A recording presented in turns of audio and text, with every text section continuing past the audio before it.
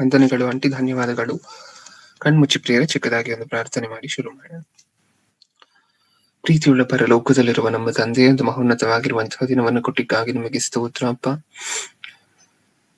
ಅಪ್ಪ, ನೀವು ಕೊಡ್ತಿರುವಂತಹ ಪ್ರತಿದಿನವೂ ಸಹ ಒಂದೊಂದು ಅವಕಾಶಗಳು ಅನ್ನುವಂತಹದನ್ನು ಭಾವಿಸಿ ಅರ್ಥ ಮಾಡಿಕೊಂಡು ಪ್ರತಿದಿನವೂ ನಮ್ಮಲ್ಲಿ ಒಂದಷ್ಟು ಬದಲಾವಣೆ ತಗೊಂಡು ಬರುವಂತಹ ಮಕ್ಕಳನ್ನಾಗಿ ನಮ್ಮನ್ನು ಮಾರ್ಪಡಿಸಿ ತಂದೆ. ಅದೇ ಉದ್ದೇಶದಿಂದ ಪ್ರತಿದಿನ ನಿನ್ನ ಮಕ್ಕಳೆಲ್ಲರೂ ಸೇರ್ತಿದ್ದಾರೆ ಅಪ್ಪ. ಪ್ರತಿದಿನವೂ ದೈವ ಸಂದೇಶವನ್ನ ಕೇಳ್ತಿದೀವಿ. ಆ ದೈವ ಸಂದೇಶವನ್ನ ನಮ್ಮ ಜೀವನಗಳಲ್ಲಿ ಅಳವಡಿಸಿಕೊಳ್ಳುವಂತಹ ಜ್ಞಾನವನ್ನ, ಬುದ್ಧಿಯನ್ನ ನಮ್ಮ ಜೀವನದಲ್ಲಿ ನಮಗ್ ದಯಪಾಲಿಸಿ. ಹಾಗೆ ಈಗ ಒಂದು ಸಂದೇಶವನ್ನ ಆಲೋಚನೆ ಮಾಡ್ಬೇಕಾದ್ರೆ ತಂದೆ ಹೇಳ್ತಿರುವಂತಹ ನನಗೆ ಪರಿಶುದ್ಧಾತ್ಮರ ಸಹಾಯವನ್ನು, ಕೇಳ್ತಿರುವಂತಹ ನಿನ್ನ ಮಕ್ಕಳಿಗೆ ಅದನ್ನು ಅಂಗೀಕರಿಸ್ಲಿಕ್ಕೆ ಬೇಕಾಗಿರುವಂತಹ ವಿವೇಕವನ್ನು, ಸಾತ್ವಿಕತೆಯನ್ನು ದಯಪಾಲಿಸಿ. ನನ್ನ ಪ್ರಾರ್ಥನೆ ಯೇಸು ಕ್ರಿಸ್ತರ ನಾಮದಲ್ಲಿ ಸಮರ್ಪಿಸಿ ಬೇಡಿಕೊಳ್ಳುತ್ತಿದ್ದೇನೆ, ಪರಲೋಕದಲ್ಲಿರುವ ನಮ್ಮ ತಂದೆ. ಆಮೆನ್. ಪ್ರಿಯರಾದ ದೇವಜನರೇ, ಇವತ್ತು ನಾವು ಆಲೋಚನೆ ಮಾಡ್ತಿರುವಂತಹ ಅಂಶದ ಹೆಸರು ಪರ್ವತಗಳು. ಅಂಶದ ಹೆಸರನ್ನ ಇನ್ನೊಂದ್ಸಾರಿ ಹೇಳ್ತಿದೆ. ಇವತ್ತು ನಾವು ಆಲೋಚನೆ ಮಾಡ್ತಿರುವಂತಹ ಅಂಶದ ಹೆಸರು ಪರ್ವತಗಳು ಅಥವಾ ಬೆಟ್ಟಗಳು ಅಂತ ಹೇಳಿ ಬ್ರಾಕೆಟ್ ಅಲ್ಲಿ ಬರ್ಕೋಬಹುದು. ಇಷ್ಟಕ್ಕೂ ಏನಕ್ಕೋಸ್ಕರ ಈ ಅಂಶವನ್ನ ಆಲೋಚನೆ ಮಾಡ್ತಿದೀವಿ? ಒಂದು ವಾರದ ಹಿಂದೆ ಒಂದು ಸೀರೀಸ್ ಅನ್ನ ಶುರು ಮಾಡಿದ್ವಲ್ವಾ? ಈಗಾಗ್ಲೇ ನೋಡಿರುವಂತಹ ಸೀರೀಸ್ ಅನ್ನ ಮತ್ತೆ ರಿಪೀಟ್ ಮಾಡ್ತಾ ಬರ್ತಾ ಇದ್ವಿ. ಅದರಲ್ಲಿ 2 ಅಂಶಗಳು ಮುಗ್ದಿತ್ತು. ಮೊಟ್ಟ ಮೊದಲನೇದಾಗಿ ಸಮುದ್ರ ಅನ್ನುವಂತ ಅಂಶ ಮುಗಿದಿತ್ತು. ಎರಡನೇದಾಗಿ ಗಾಳಿ ಅನ್ನುವಂತ ಅಂಶ ಮುಗಿದಿತ್ತು. ಓಕೆ, ಇವತ್ತು ಪರ್ವತಗಳು ಅನ್ನುವಂತ ಅಂಶವನ್ನ ನೋಡ್ತಿದ್ವಿ. ಇದೆಲ್ಲ ದೇವರು ನಮಗೋಸ್ಕರ ಸೃಷ್ಟಿ ಮಾಡಿರುವಂತಹದ್ದೇನ? ಹೌದಲ್ವಾ? ಅದಕ್ಕೋಸ್ಕರನೇ ನೋಡ್ತಿದೀವ ಮತ್ತೆ ಮತ್ತೆ. ಹೌದು. ಇಷ್ಟಕ್ಕೂ ಆಗಾಗ ನೆನ್ನೆ ಒಂದು ಒಳ್ಳೆ ಹೇಳಿಕೆಯನ್ನ ಕೇಳಿದೆ ಪ್ರಿಯರೇ, ಸೋಷಿಯಲ್ ಮೀಡಿಯಾದಲ್ಲಿ. ಆಗಾಗ ನಿಮ್ಗೆ ಅನ್ನಿಸ್ತಿರ್ಬೋದು, ಬ್ರದರ್, ಈ ಗಾಳಿ ಅನ್ನುವಂತ ಒಂದು ಸೆಪರೇಟ್ ಅಂಶ, ಮಳೆ ಅನ್ನುವಂತ ಸೆಪರೇಟ್ ಅಂಶ, ಇದೆಲ್ಲ ಆಲೋಚನೆ ಮಾಡುವಂತ ಅವಶ್ಯಕತೆ, ಅನಿವಾರ್ಯತೆ ಇದೆಯಾ?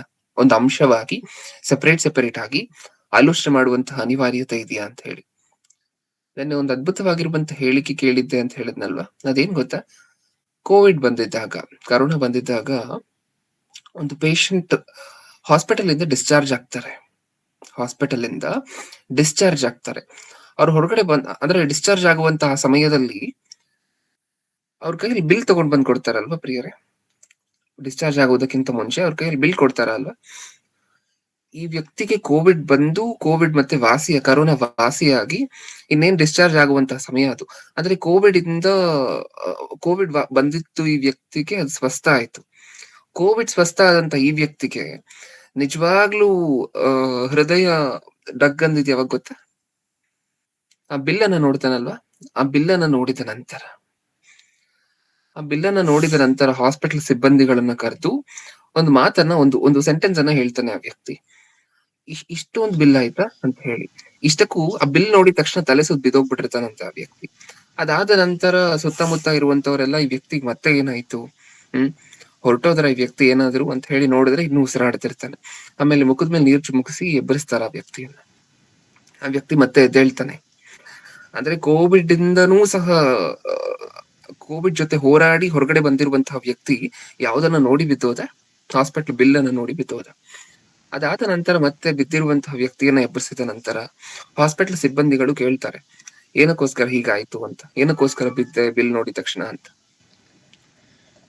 ಒಂದು ವಾರ ನಾನು ಮ್ಯೂಟ್ ಮಾಡ್ಕೊಳ್ಳಿ ದಯವಿಟ್ಟು. ಒಂದು ವಾರ ನಾನು ಹಾಸ್ಪಿಟಲ್ ಅಲ್ಲಿ ಅಡ್ಮಿಟ್ ಆಗಿದ್ದೆ. ಒಂದು ವಾರ ನಿಮ್ಮ ಹಾಸ್ಪಿಟಲ್ ಅಲ್ಲಿ ಅಡ್ಮಿಟ್ ಆಗಿದ್ದಕ್ಕೆ, ನೀವು ನಿಮ್ಮ ಆಕ್ಸಿಜನ್ ಸಿಲಿಂಡರ್ ನಾನು ಕೊಟ್ಟಿದ್ದಕ್ಕೆ, ಆ ಆಕ್ಸಿಜನ್ ಸಿಲಿಂಡರ್ ಅಲ್ಲಿ ಇರುವಂತಹ ಗಾಳಿಯನ್ನ ನಾನು ಯೂಸ್ ಮಾಡಿದ್ದಕ್ಕೆ ನೀವು ಹಾಕಿರುವಂತಹ ಬಿಲ್ ಇದು, ಹೌದಾ? ಒಂದು ವಾರನೇ ಅಲ್ವಾ ನಾನು ನಿಮ್ ಹಾಸ್ಪಿಟಲ್ ಅಲ್ಲಿ ಇದ್ದಿತ್ತು, ಅದಕ್ಕೋಸ್ಕರ ನೀವು ಹಾಕಿರುವಂತಹ ಬಿಲ್ಲ ಇದು? ಹೌದು. ಒಂದು ವಾರ ನಿಮ್ಮ ಹಾಸ್ಪಿಟಲ್ ಅಲ್ಲಿ ಗಾಳಿ ತಗೊಂಡಿದ್ದಕ್ಕೆ ಇಷ್ಟು ಬಿಲ್ ಹಾಕಿದೀರಾ ಅಲ್ವಾ? ನನ್ನ ತಾಯಿ ಗರ್ಭದಿಂದ ಉಸಿರಾಡ್ತಿದ್ದೀನಿ, ಗೊತ್ತಾ? ಅವಾಗ್ಲಿಂದ ಗಾಳಿಯನ್ನ ತಗೊಳ್ತಾನೆ ಇದ್ದೀನಿ, ಬಿಡ್ತಾನೆ ಇದ್ದೀನಿ. ದೇವ್ರು ಯಾವತ್ತಾದ್ರೂ ಇದೇ ತರ ಬಿಲ್ಲನ್ನ ನಾನು ಕೊಟ್ಟಿದ್ರೆ ಏನ್ ಗತಿ ಅಂತ ಹೇಳ್ತಾರೆ, ಹೌದಾ? ಏನ್ ಅರ್ಥ ಆಯ್ತು ನಮ್ಗೆ ಇದರಿಂದ? ನಾವ್ ಯಾವತ್ತಾದ್ರೂ ಹಂಗೆ ಯೋಚನೆ ಮಾಡಿದೀವ? ನಾವು ಯಾವತ್ತಾದ್ರೂ ಆ ರೀತಿ ಯೋಚನೆ ಮಾಡಿದೀವ? ಭಕ್ತರು ಅಂದ್ರೆ ಅವರೇ ಪ್ರಿಯರೇ. ಯಾಕೆಂದ್ರೆ ಒಂದು ಹಾಸ್ಪಿಟ್ಲಿಗೆ ಹೋದ ನಂತರ ಅಲ್ಲಿರುವಂತ ಸುತ್ತಮುತ್ತ ನಡೆಯುವಂತಹ ವಾತಾವರಣವನ್ನ ನೋಡಿದಾಗ ಅವ್ರ ದೇವ್ರ ನೆನಪು ಬಂದ್ರು. ನಿಜನಾ? ಅಲ್ಲ, ಒಂದು ವಾರಕ್ಕೆ ಹಾಸ್ಪಿಟಲ್ ಅವ್ರು ಇಷ್ಟೊಂದು ಚಾರ್ಜ್ ಮಾಡಿ, ನಾನು ಬಿಲ್ ಕಟ್ತೀನಿ, ಕಟ್ಟಲ್ಲ ಅಂತ ಹೇಳಿಲ್ಲ ಆ ವ್ಯಕ್ತಿ, ನಾನು ಬಿಲ್ ಕಟ್ತೀನಿ ಅಂತಾನೆ ಹೇಳಿತ್ತು. ಆದ್ರೂ ಯೋಚನೆ ಮಾಡಿದಂತಹ ವಿಚಾರ ಏನು? ಹ್ಮ್ ಒಂದ್ ವಾರಕ್ಕೆ ಇಷ್ಟೊಂದು ಬಿಲ್ ಮಾಡಿದ್ದೀರಲ್ವಾ ಆಕ್ಸಿಜನ್ ತಗೊಂಡಿದ್ದಕ್ಕೆ. ತಾಯಿ ಗರ್ಭದಿಂದ ನಾನು ಉಸಿರಾಡ್ತಾನೆ ಇದೀನಲ್ವಾ, ಈಗಿನ ತನಕ ಉಸಿರಾಡ್ತಿದ್ದೀನಲ್ವಾ. ದೇವ್ರು ಯಾವತ್ತಾದ್ರೂ ಗಾಳಿಯ ಮೇಲೆ ಟ್ಯಾಕ್ಸ್ ಅನ್ನ ಅಥವಾ ಗಾಳಿಯ ಮೇಲೆ ಫೀಸ್ ಅನ್ನು ಹಾಕಿದ್ದಿದ್ರೆ ಏನ್ ಪರಿಸ್ಥಿತಿ? ಇದೇ ತರ ದೇವ್ರು ಸಹ ಒಂದು ಬಿಲ್ ಅನ್ನ ಕೊಟ್ಟಿ ಕಟ್ಟು ಅಂತ ಹೇಳಿದ್ರೆ ಏನ್ ಕತೆ ಅಂತ ಹೇಳಿ ಯೋಚನೆ ಮಾಡ್ದ ಆ ವ್ಯಕ್ತಿ. ನಿಜನಾ? ಯಾಕೆಂದ್ರೆ ಈ ನಮ್ಮ ಸುತ್ತ ಇರುವಂತಹ ಪ್ರಕೃತಿಯ ಮೌಲ್ಯ, ಇದರ ಬೆಲೆ ನಮ್ಮೆಲ್ಲರಿಗೂ ಗೊತ್ತಿಲ್ಲ. ನಮಗೆ ಈಸಿಯಾಗಿ ಸಿಗ್ತಿದೆ ಅಲ್ವಾ? ನಾವು ನೋಡಿದಂತಹ ಗಾಳಿ ಆಗಿರ್ಬೋದು, ನಾವು ನೋಡಿದಂತಹ ಸಮುದ್ರ ಅನ್ನುವಂತಹ ಸಂದೇಶದಲ್ಲಾಗಿರ್ಬೋದು, ಈಗ ನಾವು ನೋಡ್ತಿರುವಂತಹ ಪರ್ವತಗಳು ಅನ್ನುವಂತಹ ಸಂದೇಶದಲ್ಲಾಗಿರ್ಬೋದು, ಇದರ ಬೆಲೆ ಎಲ್ಲ ನಮಗ್ ಗೊತ್ತಿಲ್ಲ. ಇದು ಮಾಡದೇ ಹೋಗಿದ್ರೆ ಗೊತ್ತಾಗ್ತಾ ಇತ್ತು. ದೇವರು ಇದನ್ನ ಒಂದು ವೇಳೆ ಸೃಷ್ಟಿ ಮಾಡದೆ ಹೋಗಿದ್ರೆ ನಮಗ್ ಅರ್ಥ ಆಗ್ತಾ ಇತ್ತು. ಓಕೆ, ಅದಕ್ಕೋಸ್ಕರ ಅದೊಂದು ಚಿಕ್ಕ ಉದಾಹರಣೆ, ಅದನ್ನ ನಿಮ್ಮ ತಲೆಯಲ್ಲಿ ಇಟ್ಕೊಳ್ಳಿ.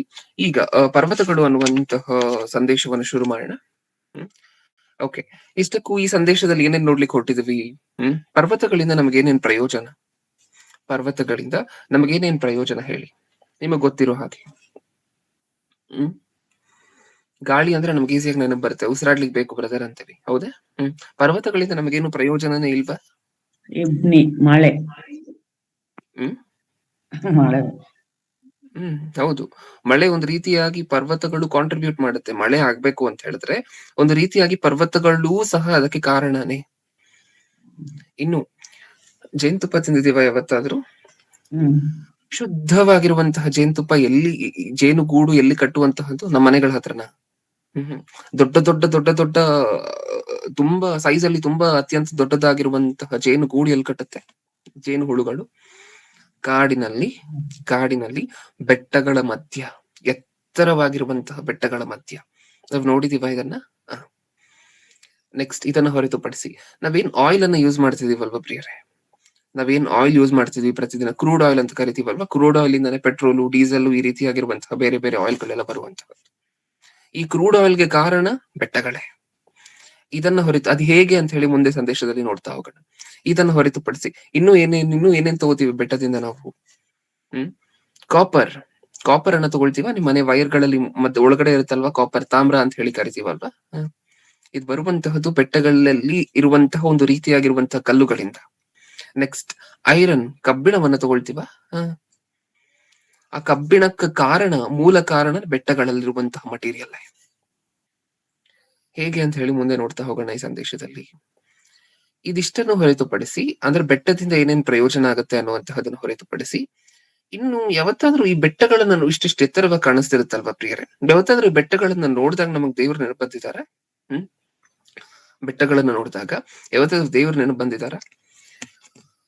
ಇಡೀ ಪ್ರಪಂಚದಲ್ಲಿ ಅತ್ಯಂತ ಎತ್ತರವಾಗಿರುವಂತಹ ಫಿನಿಶ್ಡ್ ಬಿಲ್ಡಿಂಗ್ ಅಂತ ಹೇಳಿದ್ರೆ, ಅಂದ್ರೆ ಕಂಪ್ಲೀಟ್ ಆಗಿರುವಂತಹ ಮನುಷ್ಯ ಕಲ್ಪಿತ, ಅಂದ್ರೆ ಮನುಷ್ಯನು ಕಟ್ಟಿರುವಂತಹ ಬಿಲ್ಡಿಂಗ್ ಅಂತ ಹೇಳಿದ್ರೆ ಬುರ್ಜ್ ಖಲೀಫಾ ಅಲ್ವಾ? ನಮಗ್ ಗೊತ್ತು.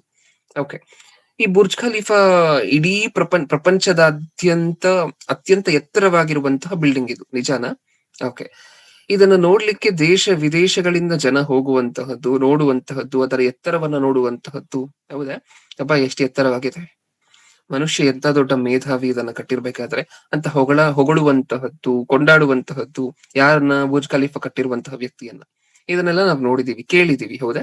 ಓಕೆ, ಆ ಬುರ್ಜ್ ಖಲೀಫಾ ಹೈಟ್ ಎಷ್ಟು ಅಂತ ಹೇಳಿ ಕೇಳಿದ್ರೆ, ಅಪ್ಪ ಮನುಷ್ಯನು ಕಟ್ಟಿರುವಂತಹ ಹೈಯೆಸ್ಟ್ ಕನ್ಸ್ಟ್ರಕ್ಷನ್, ಅತ್ಯಂತ ಎತ್ತರವಾಗಿರುವಂತಹ ಕಟ್ಟಡ, ಅದರ ಹೈಟ್ ಎಷ್ಟು ಅಂತ ಹೇಳಿ ಕೇಳಿದ್ರೆ ಸುಮಾರು 800 ಮೀಟರ್ಗಳು. ಎಷ್ಟು? ಸುಮಾರು 800 ಮೀಟರ್. 1 ಮೀಟರ್ ಎಷ್ಟು ಅಂತ ಹೇಳಿ ನಮಗೆ ಗೊತ್ತಿರ್ಬೇಕಲ್ವಾ? ಆ ರೀತಿ 800 ಮೀಟರ್ಗಳು. ಯಾವ್ದರ ಹೈಟು? ಬುರ್ಜ್ ಖಲೀಫಾ ಅನ್ನುವಂತಹ ಬಿಲ್ಡಿಂಗ್ ನ ಹೈಟು.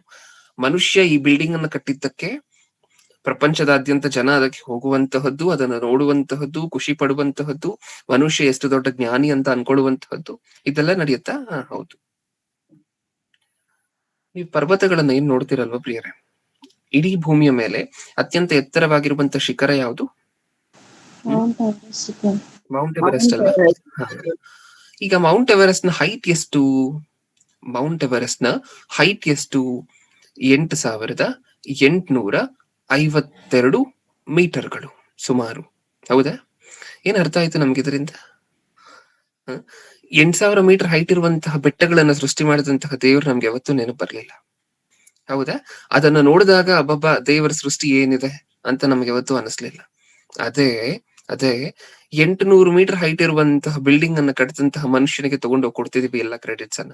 ಅಬ್ಬಾ, ಇದ್ ನಿಜವಾಗ್ಲೂ ಬೆರಗಾಗುವಂತಹ ವಿಚಾರ ಅಂತ ಹೇಳಿ ಮನುಷ್ಯನು ಕಟ್ಟಿರುವಂತಹ ಒಂದು ನಿರ್ಮಾಣದ ಕುರಿತಂತೆ ಹೇಳ್ತಿದೀವಿ. ಯಾವತ್ತಾದ್ರೂ ಬೆಟ್ಟಗಳನ್ನ ನೋಡಿದಾಗ ಹೇಗ್ ಮಾಡಿದಾರೆ ದೇವ್ರು ಅಂತ ಅನ್ನಿಸ್ತಾ? ದೇವ್ರು ಎಂತ ದೊಡ್ಡ ಜ್ಞಾನಿ ಆಗಿರ್ಬೇಕು ಇದನ್ನ ಮಾಡಿರ್ಬೇಕಾದ್ರೆ ಅಂತ ಅನ್ನಿಸ್ತಾ? ಇಷ್ಟಕ್ಕೂ ಮೌಂಟ್ ಎವರೆಸ್ಟ್ ನ ಅಳತೆ ಮಾಡ್ಲಿಕ್ಕೆ 1 ವರ್ಷ ಬೇಕಾಗಿತ್ತು ಮನುಷ್ಯರಿಗೆ.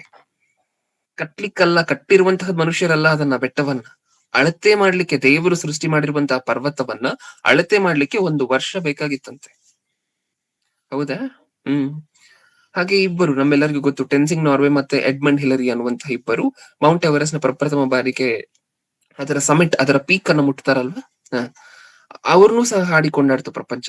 ಅಬ್ಬಾ, ಇವರು ಇಡೀ ಪ್ರಪಂಚದಲ್ಲಿ ಅತ್ಯಂತ ಎತ್ತರವಾಗಿರುವಂತಹ ಶಿಖರವನ್ನ ಹತ್ತಿದ್ದಾರೆ ಪ್ರಪ್ರಥಮ ಬಾರಿಗೆ ಅಂತ ಹೇಳಿ ಅವ್ರನ್ನೂ ಸಹ ಕೊಂಡಾಡ್ತು. ಅಳತೆ ಮಾಡಿದವ್ರನ್ನ ಕೊಂಡಾಡಿದ್ವಿ, ಮೌಂಟ್ ಎವರೆಸ್ಟ್ ನ ಹತ್ತದಂತವ್ರನ್ನ ಕೊಂಡಾಡಿದ್ವಿ. ಹೌದಾ? ಸರಿ, ಒಂದು ಬಿಲ್ಡಿಂಗ್ ಅನ್ನ ಕಟ್ಟಿ ಅದನ್ನ ಹೈಟ್ ಕಟ್ಟದಂತಹ ಬುರ್ಜ್ ಖಲೀಫಾ ಕಟ್ಟದಂತವ್ರನ್ನ ಕೊಂಡಾಡಿದ್ವಿ. ಇನ್ನು ಏನೇನ್ ಮಾಡಿಲ್ಲ ನಾವು. ಹೌದಾ? ಆದ್ರೆ ಆ ಮೌಂಟ್ ಎವರೆಸ್ಟ್ ನ ಸ್ಥಾಪನೆ ಮಾಡಿದಾರಲ್ವಾ, ಅದಕ್ಕೆ ಅಡಿಪಾಯ ಹಾಕಿ ಅದನ್ನ ನಿಲ್ಸಿದಾರಲ್ವಾ, ಆ ದೇವರನ್ನ ಮರ್ತು ಬಿಟ್ವಿ. ಎಲ್ಲಾದ್ರೂ ಕಾಣಿಸುತ್ತಾ ನಿಮ್ಮ ಸೋಷಿಯಲ್ ಟೆಕ್ಸ್ಟ್ ಬುಕ್ ಗಳಲ್ಲಿ? ನಿಮ್ಮ ಮಕ್ಕಳ ಸೋಷಿಯಲ್ ಟೆಕ್ಸ್ಟ್ ಬುಕ್ಸ್ ಅನ್ನ ಒಂದ್ಸರಿ ಓಪನ್ ಮಾಡಿ ನೋಡಿ. ಹೌದಾ? 3rd standard, 4th standard, 5th standard ಈ ಟೆಕ್ಸ್ಟ್ ಬುಕ್ ಗಳನ್ನೆಲ್ಲ ಒಂದ್ಸರಿ ಓಪನ್ ಮಾಡಿ ನೋಡಿ. ಅವ್ರಿಗೆ ಮೌಂಟ್ ಎವರೆಸ್ಟ್ ನ ಬಗ್ಗೆ ಪಾಠ ಇರುತ್ತೆ, ಮೌಂಟ್ ಎವರೆಸ್ಟ್ ನ ಹೈಟ್ ನ ಬಗ್ಗೆ ಪಾಠ ಇರುತ್ತೆ, ಮೌಂಟ್ ಎವರೆಸ್ಟ್ ನ ಯಾರು ಫಸ್ಟ್ ಹತ್ತಿದ್ರು ಅನ್ನುವಂತಹದ್ರ ಬಗ್ಗೆ ಪಾಠ ಇರುತ್ತೆ. ಹೌದಾ? ಇದೆಲ್ಲ ಇರುತ್ತೆ. ಆದ್ರೆ ಮೌಂಟ್ ಎವರೆಸ್ಟ್ ಸ್ಥಾಪಿಸಿದ್ ಯಾರು ಅನ್ನುವಂತಹದ್ದು ಮಾತ್ರ ಅವರ ಬುಕ್ ಗಳಲ್ಲಿ ನೀವು ತಿರುಗಿಸಿ ನೋಡಿದ್ರು ಸಹ ಕಾಣಿಸೋದಿಲ್ಲ. ದೇವರು ಮರೆಯಾಗೋಗಿದ್ದಾರೆ ಪ್ರಿಯರೇ ಪ್ರಪಂಚಕ್ಕೆ. ನಿಜಾನ ಇಲ್ವಾ? ಮಾಡಿದ್ದಲ್ಲ ಅವ್ರೆ.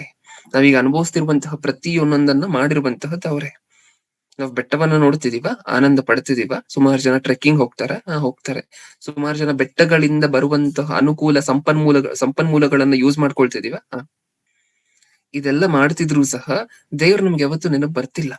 ನಮ್ಮ ಸೋಷಿಯಲ್ ಟೆಕ್ಸ್ಟ್ ಬುಕ್ ಗಳಲ್ಲಿ ಇಲ್ಲ ದೇವರ ಹೆಸರು. ಅದಕ್ಕೆ ಮಕ್ಕಳಿಗೆ ಸತ್ಯವೇದವನ್ನ ಕಲಿಸಿ ದಯವಿಟ್ಟು ಅಂತ ಏನಕ್ಕೋಸ್ಕರ ಹೇಳ್ತೀವಿ ಅಂದ್ರೆ ಇದಕ್ಕೋಸ್ಕರನೇ. ಅವ್ರು ಓದುವಂತಹ ಬುಕ್ ಗಳಲ್ಲಿ ಏನೇನಿರುತ್ತೆ, ಬೆಟ್ಟಗಳ ಬಗ್ಗೆ ಇರುತ್ತೆ, ಬೆಟ್ಟಗಳ ಹೈಟ್ ಇರುತ್ತೆ, ಬೆಟ್ಟಗಳು ಯಾರು ಹತ್ತಿದ್ದು ಅಂತ ಇರುತ್ತೆ. ಹೌದಾ? ಇದೆಲ್ಲ ಇರುತ್ತೆ. ಆದ್ರೆ ಬೆಟ್ಟಗಳನ್ನ ಯಾರು ಸೃಷ್ಟಿ ಮಾಡಿದ್ರು ಅನ್ನುವಂತಹದ್ದು ಮಾತ್ರ ಇರೋದಿಲ್ಲ. ಕಾಣಿಸುತ್ತಾ? ಇಲ್ಲ.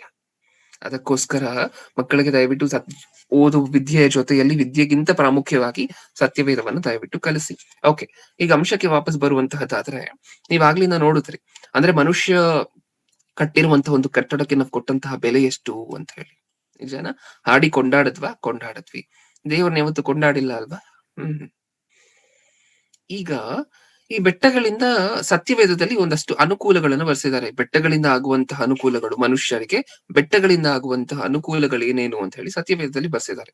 ಒಂದೊಂದಾದ ನಂತರ ಒಂದು ನೋಡ್ತಾ ಹೋಗೋಣ.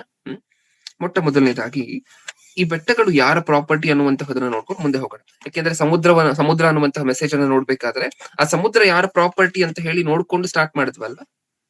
ಬೆಟ್ಟಗಳು ಯಾರ್ದು ಅಂತ ಹೇಳಿ ಒಂದ್ಸರಿ ನೋಡೋಣ. ಕೀರ್ತನೆಗಳು 95ನೇ ಅಧ್ಯಾಯ. ಕೀರ್ತನೆಗಳು 95ನೇ ಅಧ್ಯಾಯ 3ನೇ ವಚನ. 95:3. ಯೆಹೋವನು ಮಹಾದೇವರು, ಎಲ್ಲಾ ದೇವರುಗಳಲ್ಲಿ ಮಹಾರಾಜನೂ ಆಗಿದ್ದಾನೆ. ಭೂಮಿಯು ಅಗಾಧವು ಆತನ ಕೈಯಲ್ಲಿರುತ್ತದೆ, ಪರ್ವತ ಶಿಖರಗಳು ಆತನವೇ. ಯಾರ್ದಂತೆ ಬೆಟ್ಟಗಳು? ದೇವರದ್ದು. ಇನ್ನೊಂದ್ಸರಿ ಓದೋಣ ಅದೇ ಮಾತನ್ನ. ಯೆಹೋವನು ಮಹಾದೇವರು, ಎಲ್ಲ ದೇವರುಗಳಲ್ಲಿ ಮಹಾರಾಜನೂ ಆಗಿದ್ದಾನೆ. ಭೂಮಿಯ ಅಗಾಧವು ಆತನ ಕೈಯಲ್ಲಿರುತ್ತದೆ, ಪರ್ವತ ಶಿಖರಗಳು ಆತನವೇ. ಪರ್ವತ ಶಿಖರಗಳು ಆತನವೇ. ದೇವದ ನಾವು ನೋಡ್ತಿರುವಂತಹ ಬೆಟ್ಟ ದೇವದ. ನೀವು ಹತ್ತುತ್ತಿರುವಂತಹ ಬೆಟ್ಟ ದೇವರದ್ದ? ಹತ್ಲಿಕ್ಕೆ ಹೋಗ್ತಾರಲ್ವಾ ತುಂಬಾ ಜನ. ಹತ್ತುತ್ತಿರುವಂತಹ ಬೆಟ್ಟ ದೇವರದ್ದ? ಹೌದು. ಆ ಬೆಟ್ಟ ಅನ್ನುವಂತಹ ದೇವರ ಪ್ರಾಪರ್ಟಿಯನ್ನು ಮತ್ತೆ ನಮಗ್ ಬಿಟ್ಕೊಟ್ಟಿದ್ದಾರಂತೆ. ಸಮುದ್ರ ಅನ್ನುವಂತಹ ಮೆಸೇಜ್ ಅಲ್ಲಿ ಇದನ್ನೇ ಅಲ್ವಾ ಕೇಳಿದ್ ನಾವು. ಸಮುದ್ರ ಯಾರದ್ದು?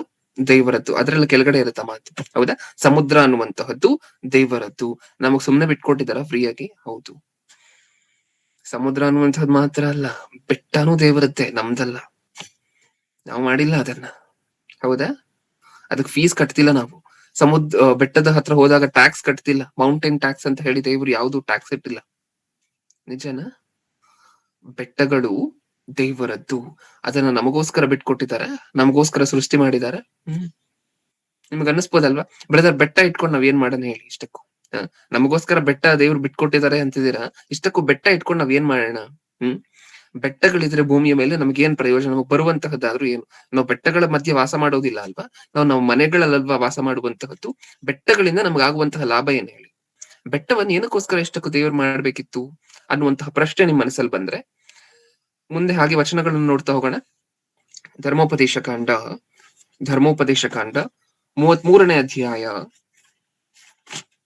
ಧರ್ಮೋಪದೇಶ ಕಾಂಡ 33ನೇ ಅಧ್ಯಾಯ 15ನೇ ವಚನ. 33:15.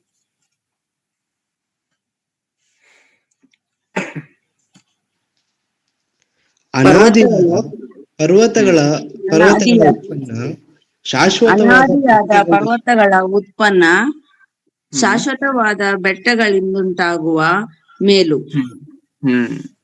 ಸಾಕು. ಬೆಟ್ಟಗಳಿಂದ ಏನೇನು ಇಷ್ಟಕ್ಕೂ ನಾವೇನ್ ಅನ್ಕೊಂಡ್ವಿ? ಬೆಟ್ಟಗಳಿಂದ ನಮಗ್ ಬರುವಂತಹ ಪ್ರಯೋಜನ ಏನ್ ಹೇಳಿ ಬ್ರದರ್? ಬೆಟ್ಟಗಳು ನಮಗ್ ಏನಕ್ಕೆ ದೇವ್ರು ಏನಕ್ಕೋಸ್ಕರ ಸೃಷ್ಟಿ ಮಾಡ್ಬೇಕಿತ್ತು ಬೆಟ್ಟಗಳನ್ನ? ಕಾರಣ ಇದೆ ಪ್ರಿಯರೇ. ಸುಮ್ಸುಮ್ನೆ ಅಷ್ಟೊಂದು ಎತ್ತರವಾಗಿರುವಂತಹ ಬೆಟ್ಟವನ್ನ ಸೃಷ್ಟಿ ಮಾಡಿದ್ದಾರೆ ದೇವ್ರು.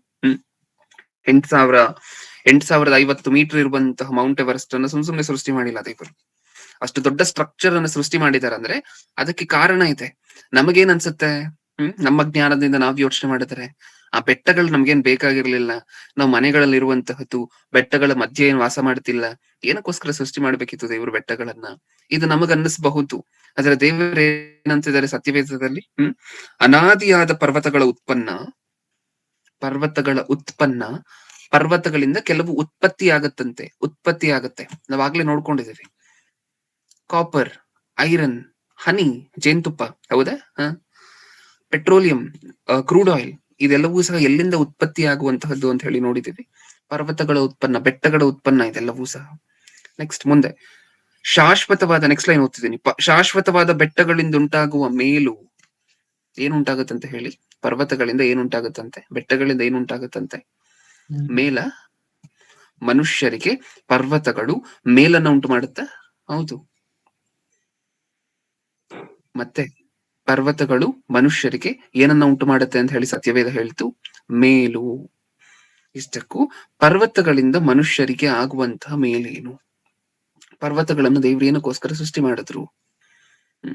ಸತ್ಯವೇದವನ್ನೇ ನೋಡೋಣ ಮತ್ತೆ. ನೋಡಿ, ಮೀಕನ ಗ್ರಂಥ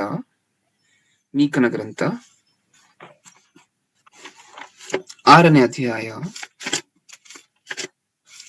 2ನೇ ವಚನ. ಮೀಕನ ಗ್ರಂಥ 6ನೇ ಅಧ್ಯಾಯ 2ನೇ ವಚನ. ಬೆಟ್ಟಗಳೇ, ಯೆಹೋವನ ವ್ಯಾಜ್ಯವನ್ನು ಕೇಳಿರಿ. ಭೂಮಿಯ ಶಾಶ್ವತವಾದ ಅಸ್ತಿವಾರಗಳೇ, ಕಿವಿಗೊಡಿರಿ. ಯೆಹೋವನಿಗೆ ಆತನ ಪ್ರಜೆಯ ಮೇಲೆ ವ್ಯಾಜ್ಯವಿದೆ. ಆತನು ಇಸ್ರಾಯೇಲಿನೊಂದಿಗೆ ವಿವಾದಿಸುತ್ತಾನೆ. ಸಾಕು. ಬೆಟ್ಟಗಳೇ, ಯೆಹೋವನ ವ್ಯಾಜ್ಯವನ್ನು ಕೇಳಿರಿ. ಭೂಮಿಯ ಶಾಶ್ವತವಾದ ಅಸ್ತಿವಾರಗಳೇ, ಕಿವಿಗೊಡಿರಿ. ಬೆಟ್ಟಗಳ ಜೊತೆನೆ ಮಾತಾಡ್ತಿರುವಂತಹದ್ದು ನಿಜನ? ಆ ಬೆಟ್ಟಗಳ ಜೊತೆ ಮಾತಾಡ್ತಾ ಏನಂತಿದ್ದಾರೆ? ಈ ಬೆಟ್ಟಗಳು ಏನಂತೆ ಭೂಮಿಗೆ? ಸೆಕೆಂಡ್ ಲೈನ್ ಅಲ್ಲಿ ಭೂಮಿಯ ಶಾಶ್ವತವಾದ ಅಸ್ತಿವಾರಗಳೇ, ಕಿವಿಗೊಡಿರಿ. ಈಗ ಹೇಳಿ, ಬೆಟ್ಟಗಳು ಭೂಮಿಗೆ ಏನು? ಅಸ್ತಿವಾರಗಳು. ಬೆಟ್ಟಗಳು ಭೂಮಿಗೆ ಅಸ್ತಿವಾರಗಳು. ಅದಕ್ಕೆ ದೇವರು ಹೇಳ್ತಿರುವಂತಹದ್ದು, ಭೂಮಿಯ ಶಾಶ್ವತವಾದ ಅಸ್ತಿವಾರಗಳೇ, ಕಿವಿಗೊಡಿರಿ. ಬೆಟ್ಟಗಳ ಜೊತೆ ಮಾತಾಡ್ತಾ ಏನಂದ್ರು ದೇವ್ರು? ಭೂಮಿಯ ಶಾಶ್ವತವಾದ ಅಸ್ತಿವಾರಗಳೇ. ಬೆಟ್ಟಗಳು ಭೂಮಿಗೆ ಶಾಶ್ವತವಾದ ಅಸ್ತಿವಾರಗಳ? ಹೌದು. ನೀವ್ ಯೋಚನೆ ಮಾಡಿ ನೋಡಿ ಪ್ರಿಯರೇ. ನೀವೊಂದು ಮನೆಯನ್ನ ಕಟ್ಬೇಕಾದ್ರೆ ಅಡಿಪಾಯಕ್ಕೆ ಏನನ್ನೆಲ್ಲ ಹಾಕ್ತೀರಾ ಹೇಳಿ ಕೆಳಗಡೆ? ಕೆಳಗಡೆ ಅಡಿಪಾಯ ಹಾಕಬೇಕಾದ್ರೆ, ಅಥವಾ ನೀವು ಪ್ರಾರಂಭದಲ್ಲಿ ಪಾಯವನ್ನ ತೆಗಿಬೇಕಾದ್ರೆ ಕೆಳಗಡೆ ಏನೇನನ್ನ ಹಾಕ್ತೀರಾ? ದೊಡ್ಡ ದೊಡ್ಡ ಕಲ್ಲುಗಳನ್ನ ಹಾಕ್ತೀರಾ, ನಿಜನ? ಬೋರ್ಡ್ರಸ್ ಅಂತೆಲ್ಲ ಕರಿತೀವಿ ಆ ಕಲ್ಲುಗಳನ್ನ. ಕೆಳಗಡೆ ಆ ಕಲ್ಲುಗಳನ್ನ ಹಾಕಿ ಅದಾದ ನಂತರ ಅಲ್ವಾ ನೀವು ಕಟ್ಕೊಂಡು ಮನೆಯನ್ನು ಹೋಗುವಂತಹದ್ದು? ನಿಜನ? ನೀವು ಪಾಯಕ್ಕೆ ಕಲ್ಲುಗಳನ್ನ ಹಾಕ್ತೀರಾ? ಆವಾಗ್ಲೇ ಅಲ್ವಾ ಗಟ್ಟಿಯಾಗಿರುವಂತಹ ನೀವು ಕಟ್ಟುವಂತಹ ಮನೆ. ಹೌದು. ದೇವರು ಈ ಭೂಮಿ ಅನ್ನುವಂತಹದ್ದಕ್ಕೆ ಅಸ್ತಿವಾರ ಹಾಕ್ಬೇಕಾದ್ರೆ, ನಿಮಗೆ ಗೊತ್ತು, ಭೂಮಿ ಗುಂಡಗಿದೆ ಅಲ್ವಾ? ಶೂನ್ಯದಲ್ಲಿ ನಿಂತಿದೆ ಅಲ್ವಾ? ಈ ಗುಂಡಗಿರುವಂತಹ ಭೂಮಿ ಅತ್ಯಂತ ಹೆಚ್ಚಾದ ವೇಗದಲ್ಲಿ ತಿರುಗ್ತಿದೆ ಅಲ್ವಾ? ನೀವ್ ಯೋಚನೆ ಮಾಡಿ ನೋಡಿ, ಈ ಭೂಮಿ ಅಷ್ಟು ಫಾಸ್ಟ್ ಆಗಿ ತಿರುಗಿದ್ರು ಸಹ ಭೂಮಿಯ ಮೇಲೆಲ್ಲ ಇರುವಂತಹದ್ ಮಣ್ಣಲ್ವಾ? ನೀವು ಒಣನೆಲದ ಮೇಲೆ ನೋಡಿದ್ರೆ ಭೂಮಿಯ ಮೇಲೆಲ್ಲ ಇರುವಂತಹದ್ ಮಣ್ಣಲ್ವಾ? ಯಾರು ತಾರನ್ನ ಎಲ್ಲಾ ಕಡೆ ಹಾಕಿ ಪೂರ್ತಿಯಾಗಿ ಕಚ್ಚಿಸಿಲ್ಲ ಅಲ್ವಾ? ಅದಷ್ಟು ಫಾಸ್ಟ್ ಆಗಿ ತಿರುಗ್ತಿದ್ರು ಸಹ ಆ ಗುಂಡು ಇರುವಂತಹ ಶೇಪ್ ಹಾಗೆ ಇದೆ, ಸ್ವಲ್ಪನೂ ಸಹ ಚೇಂಜ್ ಆಗ್ತಿಲ್ಲ. ಭೂಮಿಯ ಮೇಲೆ ಇರುವಂತಹ ಒಂದು ಪಾರ್ಟ್ ಯಾವತ್ತಾದ್ರೂ ದೂರ ಹೋಗಿ ಶೂನ್ಯದಲ್ಲೆಲ್ಲೋ ಬಿದ್ದಿರುವಂತಹದ್ ನೋಡಿದ್ರೆ, ಭೂಮಿಯ ಮೇಲಿರುವಂತಹ ಒಂದು ಚಿಕ್ಕ ಪಾರ್ಟ್ ಯಾವಾಗ್ಲಾದ್ರೂ ಶೂನ್ಯದಲ್ಲಿ ಆ ತಿರುಗುವಂತಹ ಸ್ಪೀಡ್ಗೆ ಎಲ್ಲಾದ್ರೂ ದೂರ ಹೋಗಿ ಬಿದ್ದಿರುವಂತಹದನ್ನ ನೋಡಿದ್ರೆ ಇಲ್ಲ. ಇದು ಹೇಗಪ್ಪ? ಭೂಮಿಯ ಮೇಲೆ ಇಷ್ಟೊಂದು ಐಟಮ್ ಇದ್ರು ಸಹ, ಅಷ್ಟು ನೀರಿದ್ರು ಸಹ, ಇಷ್ಟು ಒಣನೆಲ ಇದ್ರು ಸಹ, ಅಷ್ಟು ಮಣ್ಣಿದ್ರು ಸಹ ಯಾವುದು ಸಹ ಅಲ್ಲಾಡದೆ ಆ ಕಡೆ ಈ ಕಡೆ ಹೋಗದೆ ಚಕ್ರಾಕಾರವಾಗಿರುವಂತಹ ಭೂಮಿ ಹಾಗೆ ಸುತ್ತಿರ್ಬೇಕಾದ್ರೆ ಅದ್ ಎಷ್ಟು ಫಾಸ್ಟ್ ಆಗಿ ಸುತ್ತಿದ್ರು ಭೂಮಿಯ ಮೇಲೆ ಇರುವಂತಹ ಒಂದ್ ಐಟಮು ಸಹ ಕದಲ್ತಿಲ್ಲ, ಅದಿರುವಂತಹ ಜಾಗದಲ್ಲೇ ಇದೆ. ಇದಕ್ಕೆ ಕಾರಣ ಏನು ಅಂತ ಹೇಳಿ ದೇವರನ್ನ ಕೇಳಿದ್ರೆ, ಸತ್ಯವೇದ ಓಪನ್ ಮಾಡಿ ನೋಡು ಮಗನೇ ಬರ್ಸಿದೀನಿ ಅಂದ್ರು. ಓಪನ್ ಮಾಡಿ ನೋಡಿದ್ರೆ ಏನ್ ಕಾಣಿಸ್ತು ನಮಗೆ ಹೇಳಿ? ಏನ್ ಕಾಣಿಸ್ತು? ಭೂಮಿಗೆ ಯಾವುದರ ಮೂಲಕ ಅಸ್ಥಿವಾರವನ್ನು ಹಾಕಿದಾರಂತೆ ದೇವರು? ಬೆಟ್ಟಗಳ ಮೂಲಕ. ನೀವು ನೋಡುವಂತಹ ಬೆಟ್ಟಗಳು, ವಿಜ್ಞಾನಿಗಳು ಏನಂದ್ರು ಗೊತ್ತಾ? ಇಷ್ಟಕ್ಕೂ ಜಿಯೋಲಾಜಿಸ್ಟ್ ಎಲ್ಲ ಏನಂತ ಹೇಳಿದ್ರು ಗೊತ್ತಾ? ಮೌಂಟ್ ಎವರೆಸ್ಟ್ ಮೇಲೆಗಡೆ 8,50 ಮೀಟರ್ಗಳಿದೆ ಅಂತ ಹೇಳಿ ನಾವು ನೋಡ್ಕೊಂಡ್ವಲ್ವಾ ಈಗ ತಾನೆ. ಅದು ಭೂಮಿಯ ಮೇಲೆ 8,050 ಮೀಟರ್ ಹೈಟ್ ಇದೆ. ಇಷ್ಟಕ್ಕೂ ಅದರ ಹೈಟ್ ಭೂಮಿಯ ಮೇಲೆ ಎಷ್ಟಿದೆಯೋ ಭೂಮಿಯ ಒಳಗಡೆನೂ ಸಹ ಸುಮಾರು ಅಷ್ಟೇ ಹೈಟ್ ಇರುತ್ತೆ ಒಳಗಡೆ, ಉಲ್ಟಾ ಹೈಟ್. ಅಂದ್ರೆ ಆ ಬೆಟ್ಟ ಮೇಲ್ ನಿಂತಿದೆ ಅಂತ ಹೇಳಿದ್ರೆ ಆ ಬೆಟ್ಟಕ್ಕೆ ಅಷ್ಟೇ ಬೇರು ಒಳಗಡೆನೂ ಇರ್ಬೇಕು ಅಂತ ಹೇಳಿ ಕನ್ಫರ್ಮ್ ಮಾಡಿದ್ದಾರೆ. ಇದರಿಂದ ನಮ್ಗೆ ಅರ್ಥ ಆಗುವಂತಹ ವಿಚಾರ ಏನು? ಒಂದು ಬೆಟ್ಟ ನಿಂತಿದೆ ಅಂತ ಹೇಳಿದ್ರೆ ಸುಮ್ನೆ ನಿಂತ್ಕೊಳ್ಳೋದಿಲ್ಲ ಅದು. ಆ ಬೆಟ್ಟಕ್ಕೆ ಒಳಗಡೆ ಏನಿರ್ಬೇಕು? ಬೇರ್ ಇರ್ಬೇಕು. ಅದ್ ನಮಗ್ ಕಾಣಿಸ್ತೇ ಇರ್ಬೋದು, ಭೂಮಿಯ ಒಳಗಡೆ ಹೋಗಿರತ್ತೆ. ಇಷ್ಟಕ್ಕೂ ಈ ಬೇರ್ ಒಳಗಡೆ ಹೋಗಿ ಎಲ್ಲೋ ಹೋಗಿರತ್ತೆ ಅಂತ ಹೇಳಿ ಕೇಳಿದ್ರೆ ಚಾನ್ಸಸ್ ಏನಿದೆ ಗೊತ್ತಾ? ಒಂದು ಬೆಟ್ಟ ಎಲ್ಲೋ ಇದೆ ದೂರದ ಪ್ರದೇಶದಲ್ಲಿ ಅಂದ್ರೆ ಇನ್ನೊಂದು ಬೆಟ್ಟ ಎಲ್ಲೋ ಇದೆ ಅಂತ ಹೇಳಿದ್ರೆ ಈ ಎರಡೂ ಬೆಟ್ಟಗಳು ಲಿಂಕ್ ಆಗಿರುತ್ತೆ ಭೂಮಿಯ ಒಳಗಡೆಯಿಂದ. ದೊಡ್ಡ ದೊಡ್ಡ ಕಲ್ಲುಗಳ ಮೂಲಕ, ಬಂಡೆಯ ಮೂಲಕ ಒಳಗಡೆ ಭೂಮಿಯ ಒಳಗಡೆಯಿಂದ ಲಿಂಕ್ ಆಗಿರುತ್ತೆ. ಅಂದ್ರೆ ನಾವು ನೋಡ್ತಿರುವಂತಹ ಪ್ರತಿಯೊಂದೊಂದು ದೊಡ್ಡ ದೊಡ್ಡ ಬೆಟ್ಟಗಳು ಸಹ ಒಂದಕ್ಕೊಂದು ಲಿಂಕ್ ಆಗಿರುವಂತವೇನಾ? ಹೌದು. ಆ ಬೆಟ್ಟಗಳು ಒಂದಕ್ಕೊಂದು ಲಿಂಕ್. ನಮ್ಗೆ ಅರ್ಥ ಆಗುವಂತಹ ಭಾಷೆಯಲ್ಲಿ ಹೇಳ್ಬೇಕು ಅಂತ ಹೇಳಿದ್ರೆ, ನೀವು ಕಾರನ್ನೆಲ್ಲ ನೋಡ್ತಿರ್ತೀರಲ್ವಾ? ಕಾರನ್ನ, ಲಾರಿಯನ್ನ, ಯಾವುದೇ 4 ವೀಲರ್ ಅನ್ನ ತಗೊಳ್ಳಿ, ಹೌದಾ? 2 ವೀಲರು ಅಷ್ಟೇ. ಅದಕ್ಕೆಲ್ಲ ಏನ್ ಇರ್ಬೇಕು? 4 ಚಕ್ರ ಇದ್ರೆ ಸರಿ ಹೋಗುತ್ತಾ? ಇಲ್ಲ. ಇಷ್ಟಕ್ಕೂ ಆ ಎಲ್ಲಾ ಪಾರ್ಟ್ಸ್ ಅನ್ನು ಸಹ ಕ್ಯಾರಿ ಮಾಡುವಂತ ಒಂದು ಪಾರ್ಟ್ ಇರುತ್ತೆ ಕೆಳಗಡೆ. ಏನಂತ ಕರಿತೀವಿ ಅದನ್ನ? ಚಾಸಿಸ್ ಅಂತ ಹೇಳಿ ಕರಿತೀವಲ್ವಾ? ಚಾರ್ಸಿ ಅಂತಾರೆ ತುಂಬಾ ಜನ. ಇದರ ಕೆಲಸ ಏನು? ಆ ಕಾರ್ ಮೇಲೆ ಯಾರು ಕುತ್ಕೋತಾರೋ, ಆ ಕಾರ್ ಸೀಟ್ ಮೇಲೆ ಯಾರು ಕುತ್ಕೋತಾರೋ, ಆ ಕಾರ್ ಸೀಟ್ ಗಳಿಂದ ಹಿಡಿದು ಆ ಸ್ಟೇರಿಂಗು, ಗೇರು, ಈ ಐಟಮ್ ಎಲ್ಲ ಕೂರ್ಸುವಂತಹದ್ದು ಯಾವ್ದ್ರ ಮೇಲೆ? ಕೆಳಗಡೆ ಇಷ್ಟು ಭಾರವನ್ನು ಹೊತ್ತಿರುವಂತಹದ್ದು ಯಾವುದು? ಕೆಳಗಡೆ ಇರುವಂತಹ ಚಾಸಿಸ್, ಹೌದಾ? ದೇವ್ರು ಏನ್ ಮಾಡಿದಾರೆ ಗೊತ್ತಾ? ಈ ಬೆಟ್ಟಗಳನ್ನ ಭೂಮಿಯ ಮೇಲೆ ಸೃಷ್ಟಿ ಮಾಡಿ ಇದನ್ನ ಭೂಮಿಗೆ ಅಡಿಪಾಯವನ್ನಾಗಿ ನೇಮಿಸಿ, ಅಸ್ಥಿವಾರವನ್ನಾಗಿ ನೇಮಿಸಿ, ಇದನ್ನ ನಾವು 4 ವೀಲರ್ಗಳಲ್ಲಿ ಬಳಸ್ತೀವಲ್ವಾ, ಚಾರ್ಸಿ ಅನ್ನುವಂತಹದ್ದು, ಆ ರೂಪದಲ್ಲಿ ಬೆಟ್ಟಗಳನ್ನ ಇಟ್ಟಿದ್ದಾರೆ ಭೂಮಿಯ ಮೇಲೆ. ಬೆಟ್ಟಗಳಿಂದ ಆಗುವಂತಹ ಮೇಲು, ಬೆಟ್ಟಗಳಿಂದ ಮನುಷ್ಯರಿಗೆ ಮೇಲಾಗತ್ತೆ ಧರ್ಮೋಪದೇಶ ಕಾಂಡದಲ್ಲಿ ಓದ್ಕೊಂಡ್ವಾ? ಓದ್ಕೊಂಡ್ವಿ. ಆ ಮೇಲ್ ಏನು ಅಂತ ಹೇಳಿ ದೇವರನ್ನ ಕೇಳಿದ್ರೆ, ಆ ಮೇಲೇನ್ ಗೊತ್ತಾ ಮಕ್ಳ? ಬೆಟ್ಟಗಳೇ ಭೂಮಿಗೆ ಅಸ್ಥಿವಾರ. ಬೆಟ್ಟಗಳಿಲ್ಲದೆ ಹೋದ್ರೆ ನೀವಿಲ್ಲ. ನೀವಿರ್ಬೇಕು ಅಂತ ನಾನು ಬೆಟ್ಟಗಳನ್ನ ಸ್ಥಾಪಿಸಿದ್ದೀನಿ. ನಾವಿರ್ಬೇಕು ಅಂತ ಬೆಟ್ಟಗಳನ್ನ ಸ್ಥಾಪಿಸಿದ್ರ? ಭೂಮಿಗೆ ಅಸ್ಥಿವಾರವನ್ನು ಹಾಕಿರುವಂತಹದ್ದು ಬೆಟ್ಟಗಳ ಮೂಲಕನೇ ಅಂತೆ, ಪರ್ವತಗಳ ಮೂಲಕನೇ ಅಂತೆ. ನಿಜನ? ಏನ್ ಅರ್ಥ ಆಯ್ತು ನಮ್ಗೆ ಇದರಿಂದ? ಬೆಟ್ಟಗಳು ಏನಕ್ಕೆ ಬರ್ದಾರೆ ನಮ್ಗೆ? ಬೆಟ್ಟಗಳನ್ನು ಸೃಷ್ಟಿ ಮಾಡಿ ಅಂತ ದೇವ್ರನ್ನ ಏನಾದ್ರು ಕೇಳಿದ್ವಾ? ಏನ್ ಪ್ರಯೋಜನ ಇದೆ ಇಷ್ಟಕ್ಕೂ ಬೆಟ್ಟಗಳಿಂದ ಅಂತ ಕೇಳಿದ್ರೆ, ಅಸ್ಥಿವಾರನೇ ಅದು. ನಿಮ್ಮ ಮನೆಗ್ ನೀವು ಅಸ್ಥಿವಾರ ಹಾಕಬೇಕು, ಇಲ್ಲ ನಿಮ್ಮ ಮನೆ ನಿಂತ್ಕೊಳ್ಳೋದಿಲ್ಲ ಅಲ್ವಾ? ನೀವು ದೊಡ್ಡ ದೊಡ್ಡ ಕಲ್ಲುಗಳನ್ನ ಯೂಸ್ ಮಾಡಿ, ದೊಡ್ಡ ದೊಡ್ಡ ಬೋರ್ಡರ್ಸ್ ಕಲ್ಲುಗಳನ್ನ ಯೂಸ್ ಮಾಡಿ ಅಸ್ಥಿವಾರವನ್ನ ಹಾಕ್ತೀರಾ ಅಲ್ವಾ? ದೇವ್ರು ಹಾಕಿದ್ದಾರೆ ನೋಡಿ. ದೇವ್ರು ಅಂತ ಕಲ್ಲುಗಳನ್ನು ಯೂಸ್ ಮಾಡಿಲ್ಲ, ಏಕವಾಗಿ ದೊಡ್ಡ ದೊಡ್ಡ ಪರ್ವತಗಳನ್ನೇ ಸೃಷ್ಟಿ ಮಾಡ್ಬಿಟ್ಟಿದ್ದಾರೆ. ನನ್ನ ಮಕ್ಕಳು ಇರುವಂತಹ ಭೂಮಿ ಸ್ವಲ್ಪನೂ ಕದಲಬಾರದು, ಅದು ಶಾಶ್ವತವಾಗಿ ನಿಂತಿರ್ಬೇಕು.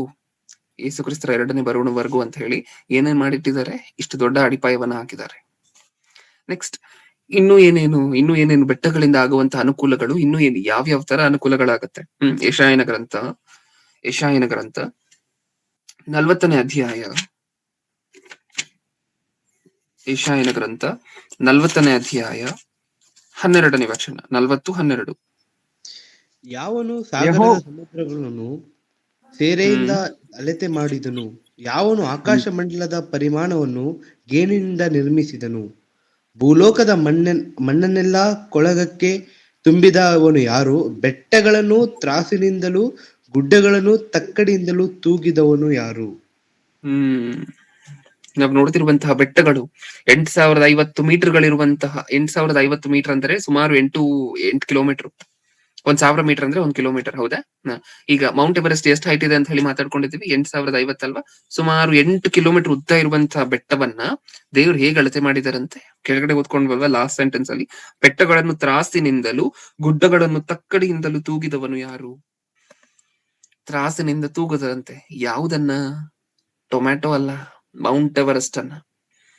ಹೌದಾ? ಏನಕ್ಕೋಸ್ಕರ ತೂಗ್ಬೇಕಿತ್ತು ದೇವ್ರು? ಸೃಷ್ಟಿ ಮಾಡಿದ್ದಲ್ಲದೆ, ಬೆಟ್ಟಗಳನ್ನ ಪರ್ವತಗಳನ್ನ ಇದನ್ನೆಲ್ಲ ಸೃಷ್ಟಿ ಮಾಡಿದ್ದಲ್ಲದೆ ಏನಕ್ಕೋಸ್ಕರ ತೂಗಿ ಅದರ ತೂಕ ನೋಡ್ಬೇಕಿತ್ತು ದೇವ್ರು? ಹೇಳಿ ಒಂದ್ಸರಿ. ಪ್ರಾರಂಭದಿಂದ ಓದೋಣ.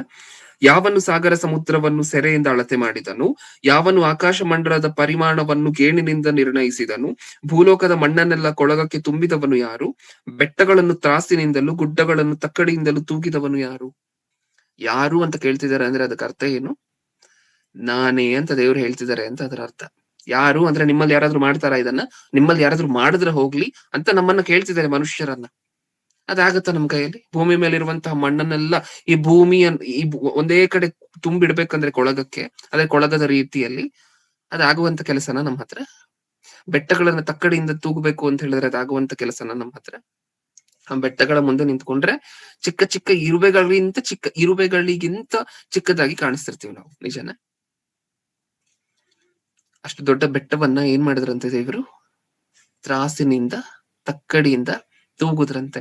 ಇಷ್ಟಕ್ಕೂ ತ್ರಾಸು ತಕ್ಕಡಿ ಯಾವಾಗ ಯೂಸ್ ಮಾಡ್ತೀರಾ ಪ್ರಿಯರೇ ನೀವು? ಹೇಳಿ, ತ್ರಾಸು ತಕ್ಕಡಿ ಯಾವಾಗ ಯೂಸ್ ಮಾಡ್ತೀರಾ ನೀವು?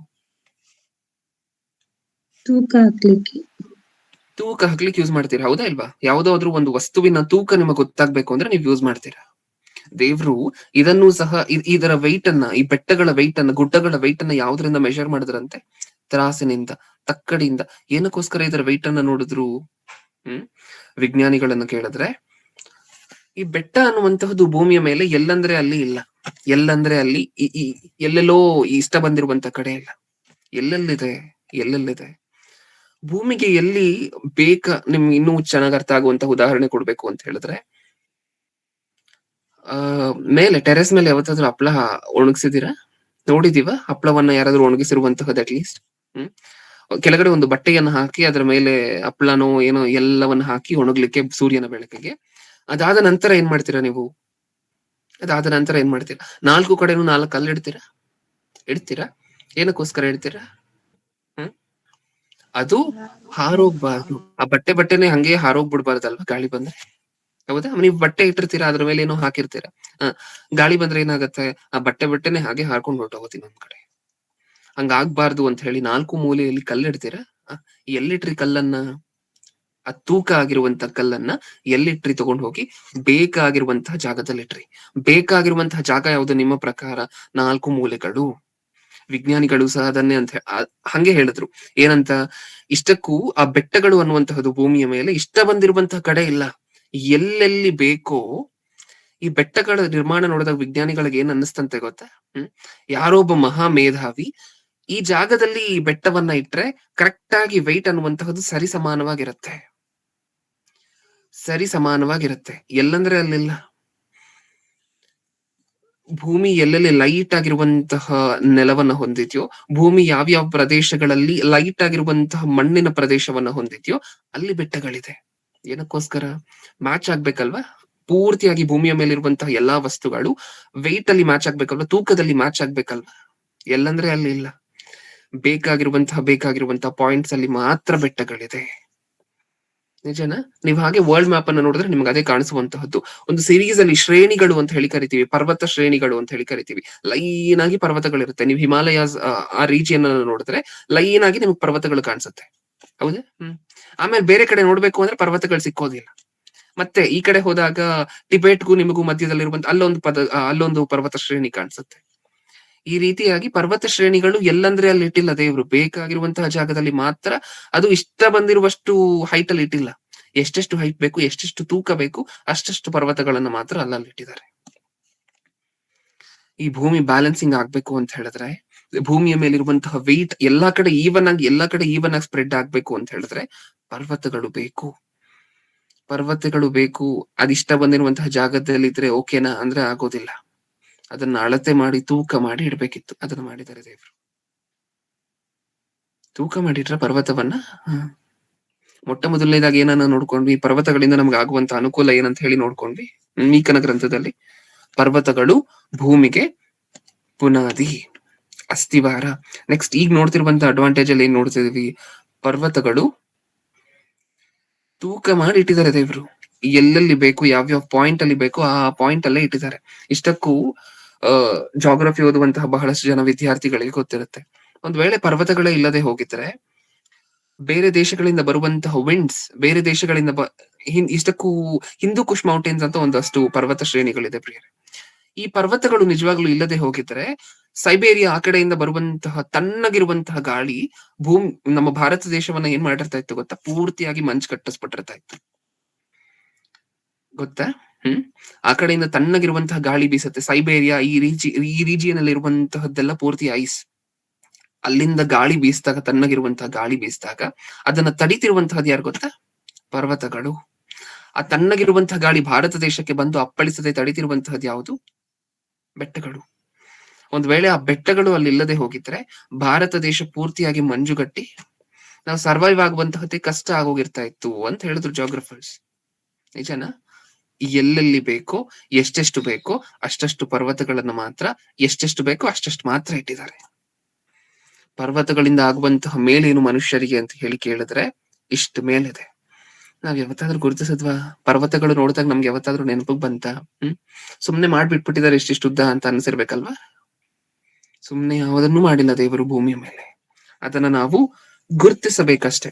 ಧರ್ಮೋಪದೇಶ ಕಾಂಡ 3ನೇದಾಗಿ, ಧರ್ಮೋಪದೇಶ ಕಾಂಡ. ಇನ್ನೂ ಈ ಪರ್ವತಗಳಿಂದ ಇನ್ನೂ ಏನೇನು ಅಡ್ವಾಂಟೇಜ್ ಇದೆ ಮನುಷ್ಯರಿಗೆ. ಧರ್ಮೋಪದೇಶ ಕಾಂಡ 32ನೇ ಅಧ್ಯಾಯ 13ನೇ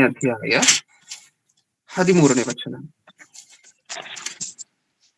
ಆತನು ಅವರನ್ನು ಭೂಮಿಯ ಎತ್ತರವಾದ ಪ್ರದೇಶಗಳ ಮೇಲೆ ಎತ್ತಿಸಿ ಅವರಿಗೆ ವ್ಯವಸಾಯ ವೃದ್ಧಿಯನ್ನುಂಟು ಮಾಡಿ ಬಂಡೆಯಿಂದ ಜೇನು, ಗಿರಿಯಿಂದ ಎಣ್ಣೆಯು ದೊರೆಯುವಂತೆ ಮಾಡಿದ್ದು. ಏನೇನಂತೆ? ಬಂಡೆಯಿಂದ ಏನ್ ಬಂಡೆ ಅಂದ್ರೆ ಬೆಟ್ಟ, ದೊಡ್ಡ ದೊಡ್ಡ ಬಂಡೆಗಳು ಸೇರಿದ್ರೆ ಅದೇ ಅಲ್ವಾ ಬೆಟ್ಟ ಅಂದ್ರೆ. ಅದರಿಂದ ಏನೇನ್ ಸಿಕ್ಕತ್ತಂತೆ ಮನುಷ್ಯರಿಗೆ? ಆತನು ಅವರನ್ನು ಭೂಮಿಯ ಎತ್ತರವಾದ ಪ್ರದೇಶಗಳ ಮೇಲೆ ಹತ್ತಿಸಿ.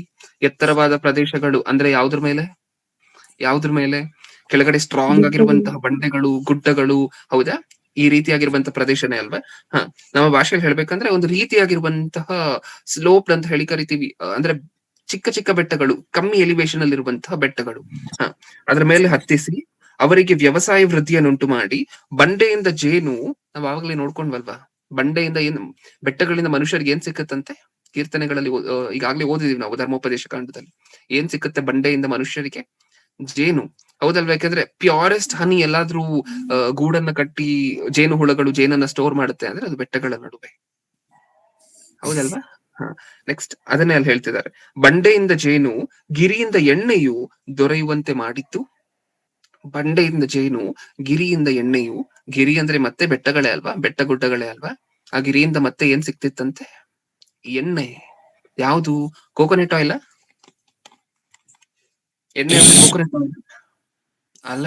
ನಾನು ಆಗ್ಲೇ ಹೇಳಿದೆ ನಿಮಗೆ, ನಾವ್ ಯೂಸ್ ಮಾಡುವಂತಹ ಕ್ರೂಡ್ ಆಯಿಲ್ಗೆ ಕಾರಣ ಈ ಬೆಟ್ಟಗಳೇ. ಈ ನಿಮ್ಗೆ ಅನ್ನಿಸ್ತಿರ್ಬೋದು, ನಾವು ಸಮುದ್ರದ ತೀರದಿಂದ ಅಲ್ವಾ ತೆಗೆಯುವಂತಹದ್ದು ಆಯಿಲ್ ಅನ್ನ ಅಂತ ಹೇಳಿ. ಇಷ್ಟಕ್ಕೂ ಇಡೀ ಪ್ರಪಂಚಕ್ಕೆ ಅತ್ಯಂತ ಹೆಚ್ಚಾದ ಆಯಿಲ್ ಯಾವ ಕಂಟ್ರೀಸ್, ಯಾವ ದೇಶಗಳಿಂದ ಬರುತ್ತೆ? ಗಲ್ಫ್ ಕಂಟ್ರೀಸ್ ಇಂದಾನೆ ಅಲ್ವಾ? ಅಂದ್ರೆ ದುಬೈ, ಕಟಾರ್, ಈ ದೇಶಗಳಿಂದಾನೇ ಅಲ್ವಾ ಬರುವಂತಹದ್ದು. ಹೌದು. ಈ ಬೆಟ್ಟಗಳು ಅನ್ನುವಂತಹದ್ದು, ಬೆಟ್ಟಗಳಲ್ಲಿ ಆಯಿಲ್ ಇದೆ ಅಂತ ಹೇಳಿದ್ರೆ ಆ ಬೆಟ್ಟಗಳು ಹಾಗೆ ಇರೋದಿಲ್ಲ. ಇದು ಸೆಡಿಮೆಂಟರಿ ರಾಕ್ ಆಗಿರುತ್ತೆ. ಅದೆಲ್ಲ ನಮ್ಗೆ ಏನಕ್ಕೆ ಅವಶ್ಯಕತೆ ಇಲ್ಲ ಈ ಪ್ರಸಂಗಕ್ಕೆ. ಆದ್ರೆ ಚಿಕ್ಕದಾಗಿ ನಿಮ್ಗೆ ಸಮರೈಸ್ ಮಾಡಿ ಹೇಳ್ಬೇಕು ಅಂತ ಹೇಳಿದ್ರೆ, ಈ ಬೆಟ್ಟಗಳು, ಆಯಿಲ್ ಇರುವಂತಹ ಬೆಟ್ಟಗಳು ಬೇಗ ಬೇಗ ಪುಡಿ ಆಗ್ಲಿಕ್ಕೆ ಶುರು ಆಗುತ್ತೆ. ಬೇಗ ಬೇಗ ಹೊಡೆದು ಒಂದಕ್ಕೊಂದು ಪುಡಿ ಆಗ್ಲಿಕ್ಕೆ ಶುರು ಆಗುತ್ತೆ. ಆ ಪುಡಿ ಆಗಿರುವಂತಹದ್ದು ಮರಳಿನ ರೂಪದಲ್ಲಿ ಸಮುದ್ರದ ಶೋರ್ ಏನಿರುತ್ತೆ, ನಾವು ಸಮುದ್ರ ತೀರ ಅಂತ ಏನ್ ಕರಿತೀವಲ್ವಾ, ಅಲ್ಲಿ ಸ್ಟೋರ್ ಆಗಿರುತ್ತೆ. ಅದಕ್ಕೆ ನೀವು ಎಲ್ಲೆಲ್ಲಿ ಭಾರತ ದೇಶದಲ್ಲಿ ಆಯಿಲ್ ವೆಲ್ ಎಲ್ಲೆಲ್ಲಿದೆ, ಅಂದ್ರೆ ಕ್ರೂಡ್ ಆಯಿಲ್ ಅನ್ನು ತೆಗೆಯುವಂತಹ ವೆಲ್ ಎಲ್ಲೆಲ್ಲಿದೆ ಅಂತ ಹೇಳಿ ನೋಡಿದ್ರೆ ಎಲ್ಲ ಸಮುದ್ರದ ತೀರದಲ್ಲಿ ಸಿಕ್ಕುತ್ತೆ ನಿಮ್ಗೆ. ಹೌದಾ? ಆ ಅಲ್ಲಿಂದಲೇ ನಾವು ಆಯಿಲ್ ಅನ್ನ ತಗೊಳ್ತೀವಿ. ಅಂದ್ರೆ ಆಯಿಲ್ ಫಸ್ಟ್ ಎಲ್ಲಿತ್ತು? ಆಯಿಲ್ ಇರುವಂತಹ ಆ ಒಂದು ಪದಾರ್ಥ ಎಲ್ಲಿತ್ತು ಫಸ್ಟ್? ಬೆಟ್ಟಗಳಲ್ಲಿ. ಅದಕ್ಕೆ ದೇವ್ರು ಮಾತಾಡ್ತಿರುವಂತಹದ್ದು. ಬೆಟ್ಟಗಳಿಂದ ಏನು, ಗಿರಿಯಿಂದ ಏನ್ ತೆಗಿತಾರೆ ಮನುಷ್ಯರು? ಏನ್ ಕೊಟ್ಟೆ ಅವರಿಗೆ? ಎಣ್ಣೆ. ಏನ್ ಎಣ್ಣೆ ಕೊಟ್ಟೆ ಪ್ರಭು ಅಂತ ಹೇಳಿದ್ರೆ ನಾವು ಯೂಸ್ ಮಾಡುವಂತ ಕ್ರೂಡ್ ಆಯಿಲ್ಗಳೇ. ನಾವು ಯೂಸ್ ಮಾಡುವಂತಹ ಆ ಕ್ರೂಡ್ ಆಯಿಲ್ ಅನ್ನು ತೆಗೆದು ಅದನ್ನ ಪೆಟ್ರೋಲ್ ಮಾಡ್ಕೋತೀವಿ. ಆ ಕ್ರೂಡ್ ಆಯಿಲ್ ಅನ್ನು ತೆಗೆದು ಡೀಸೆಲ್ ಮಾಡ್ಕೋತೀವಿ. ನಿಜಾನ? ಕೆರೋಸಿನ್ ಮಾಡ್ಕೊಳ್ತೀವಿ. ಈ ಎಣ್ಣೆ ಎಲ್ಲಿಂದ ಬರುತ್ತಂತೆ? ಬೆಟ್ಟಗಳಿಂದ. ಪೆಟ್ರೋಲಿಯಂ ಅಂತ ಕರಿತೀವಲ್ವಾ? ಏನು ಪೆಟ್ರೋ ಅಂದ್ರೆ ಏನು ಇಷ್ಟಕ್ಕೂ? ಆ ಪೆಟ್ರೋಲಿಯಂ ಅನ್ನುವಂತಹ ಪದದಲ್ಲಿ ಪೆಟ್ರೋ ಅಂದ್ರೆ ಏನು? ಬಂಡೆ. ಪೆಟ್ರೋ ಅನ್ನುವಂತಹ ಪದಕ್ಕಿರುವಂತಹ ಅರ್ಥ ಏನು? ಬಂಡೆ. ಓಲಿಯಂ ಅಂದ್ರೆ ಎಣ್ಣೆ, ಅಂದ್ರೆ ಬೆಟ್ಟಗಳಿಂದ ಬರುವಂತಹ ಎಣ್ಣೆ. ಪೆಟ್ರೋಲಿಯಂ ಅನ್ನುವಂತಹ ಪದಕ್ಕೆ ಅರ್ಥ ಏನು? ಪೆಟ್ರೋ ಅಂದ್ರೆ ಬಂಡೆ, ಓಲಿಯಂ ಅಂದ್ರೆ ಎಣ್ಣೆ. ಬೆಟ್ಟದಿಂದ ಬರುವಂತಹ ಎಣ್ಣೆಯನ್ನ ಪೆಟ್ರೋಲಿಯಂ ಅಂತ ಹೇಳಿ ಕರಿತೀವಿ. ಅದೇ ನೀವು ಹಾಕೊಳ್ಳುವಂತಹ ಪೆಟ್ರೋಲ್. ಹೌದಾ? ನಿಮ್ಮ ಗಾಡಿಗಳಿಗೆ ನೀವು ಯೂಸ್ ಮಾಡುವಂತಹ ಪೆಟ್ರೋಲ್. ಪೀಟರ್ ಅಂತ ಓದ್ಕೊಳ್ತೀವಲ್ವಾ ನಾವು ಸತ್ಯವೇದದಲ್ಲಿ? ಪೇತ್ರನು ಅನ್ನುವಂತಹದ್ದು ಓದ್ಕೊಳ್ತೀವಲ್ವಾ? ಇಷ್ಟಕ್ಕೂ ಪೇಟರ್ ಅಂದ್ರೆ ಅರ್ಥ ಏನು? ಪೀಟರ್ ಅಂದ್ರೆ ಬಂಡೆ. ಹೌದಲ್ವಾ? ಓಕೆ, ನಮ್ಗೆ ಅರ್ಥ ಆಯ್ತು. ಇಷ್ಟಕ್ಕೂ ಬೆಟ್ಟಗಳಿಂದ ಇನ್ನೂ ಏನೇನು ಉತ್ಪನ್ನಗಳು ಸಿಗುತ್ತೆ ಅನ್ನುವಂತಹದ್ದು ಅರ್ಥ ಆಯ್ತಲ್ವಾ? 3ನೇ ರೆಫರೆನ್ಸ್ ನಾವು ನೋಡ್ತಿರುವಂತಹದ್ದು. ಪ್ರಪ್ರಥಮವಾಗಿರುವಂತಹ ರೆಫರೆನ್ಸ್ ಅಲ್ಲಿ ಬೆಟ್ಟಗಳು ಅಂದ್ರೆ ಬಂಡೆಗಳು ಭೂಮಿಗೆ ಅಸ್ಥಿವಾರ ಅಂತ ಓದ್ಕೊಂಡ್ವಿ. 2ನೇದಾಗಿರುವಂತಹ ರೆಫರೆನ್ಸ್ ಅಲ್ಲಿ ಇನ್ನೂ ಏನು ಓದ್ಕೊಂಡ್ವಿ? ಬೆಟ್ಟಗಳು ಭೂಮಿಗೆ ಅದರ ವೆಯ್ಟ್ ಈವನ್ ಆಗಿ ಡಿಸ್ಟ್ರಿಬ್ಯೂಟ್ ಮಾಡ್ಲಿಕ್ಕೆ ಸಹಾಯ ಮಾಡುತ್ತೆ. ಅಂದ್ರೆ ಇಷ್ಟ ಬಂದಿರುವಂತ ಕಡೆ ಇಟ್ಟಿಲ್ಲ ಬೆಟ್ಟಗಳನ್ನ, ಅಳತೆ ಮಾಡಿ, ಹೌದಾ, ಅದನ್ನ ನೀಟಾಗಿ ಅದರ ಮೆಷರ್ಮೆಂಟ್ ಎಷ್ಟು ಅಂತ ಹೇಳಿ ಯೋಚನೆ ಮಾಡಿ ಅದಾದ ನಂತರ ಬೆಟ್ಟಗಳು ಎಲ್ಲೆಲ್ಲಿ ಇಡ್ಬೇಕು ಅಲ್ಲೆಲ್ಲಿ ಇಟ್ಟಿದ್ದಾರೆ. ಇದು 2ನೇ ರೆಫರೆನ್ಸ್ ಅಲ್ಲಿ ನಾವು ನೋಡ್ಕೊಂಡಿದ್ದು. ಈಗ 3ನೇ ರೆಫರೆನ್ಸ್ ಅಲ್ಲಿ ಆ ಬೆಟ್ಟಗಳಿಂದ ಸಿಕ್ಕುವಂತ ಉತ್ಪನ್ನಗಳು, ಜೇನು, ಎಣ್ಣೆ, ಇದೆಲ್ಲ ಬೆಟ್ಟಗಳಿಂದ ಸಿಕ್ಕುವಂತಹದ್ದು ಅಂತ ಹೇಳಿ ನೋಡಿದ್ದೀವಿ. ನೆಕ್ಸ್ಟ್ ಇನ್ನು ಏನೇನಂತ ಬೆಟ್ಟಗಳಿಂದ ಇನ್ನೂ ಏನೇನು ಅನುಕೂಲ ಇದೆ? ಧರ್ಮೋಪದೇಶ ಕಾಂಡ 8ನೇ ಅಧ್ಯಾಯ 9ನೇ ವಚನ, 8-9.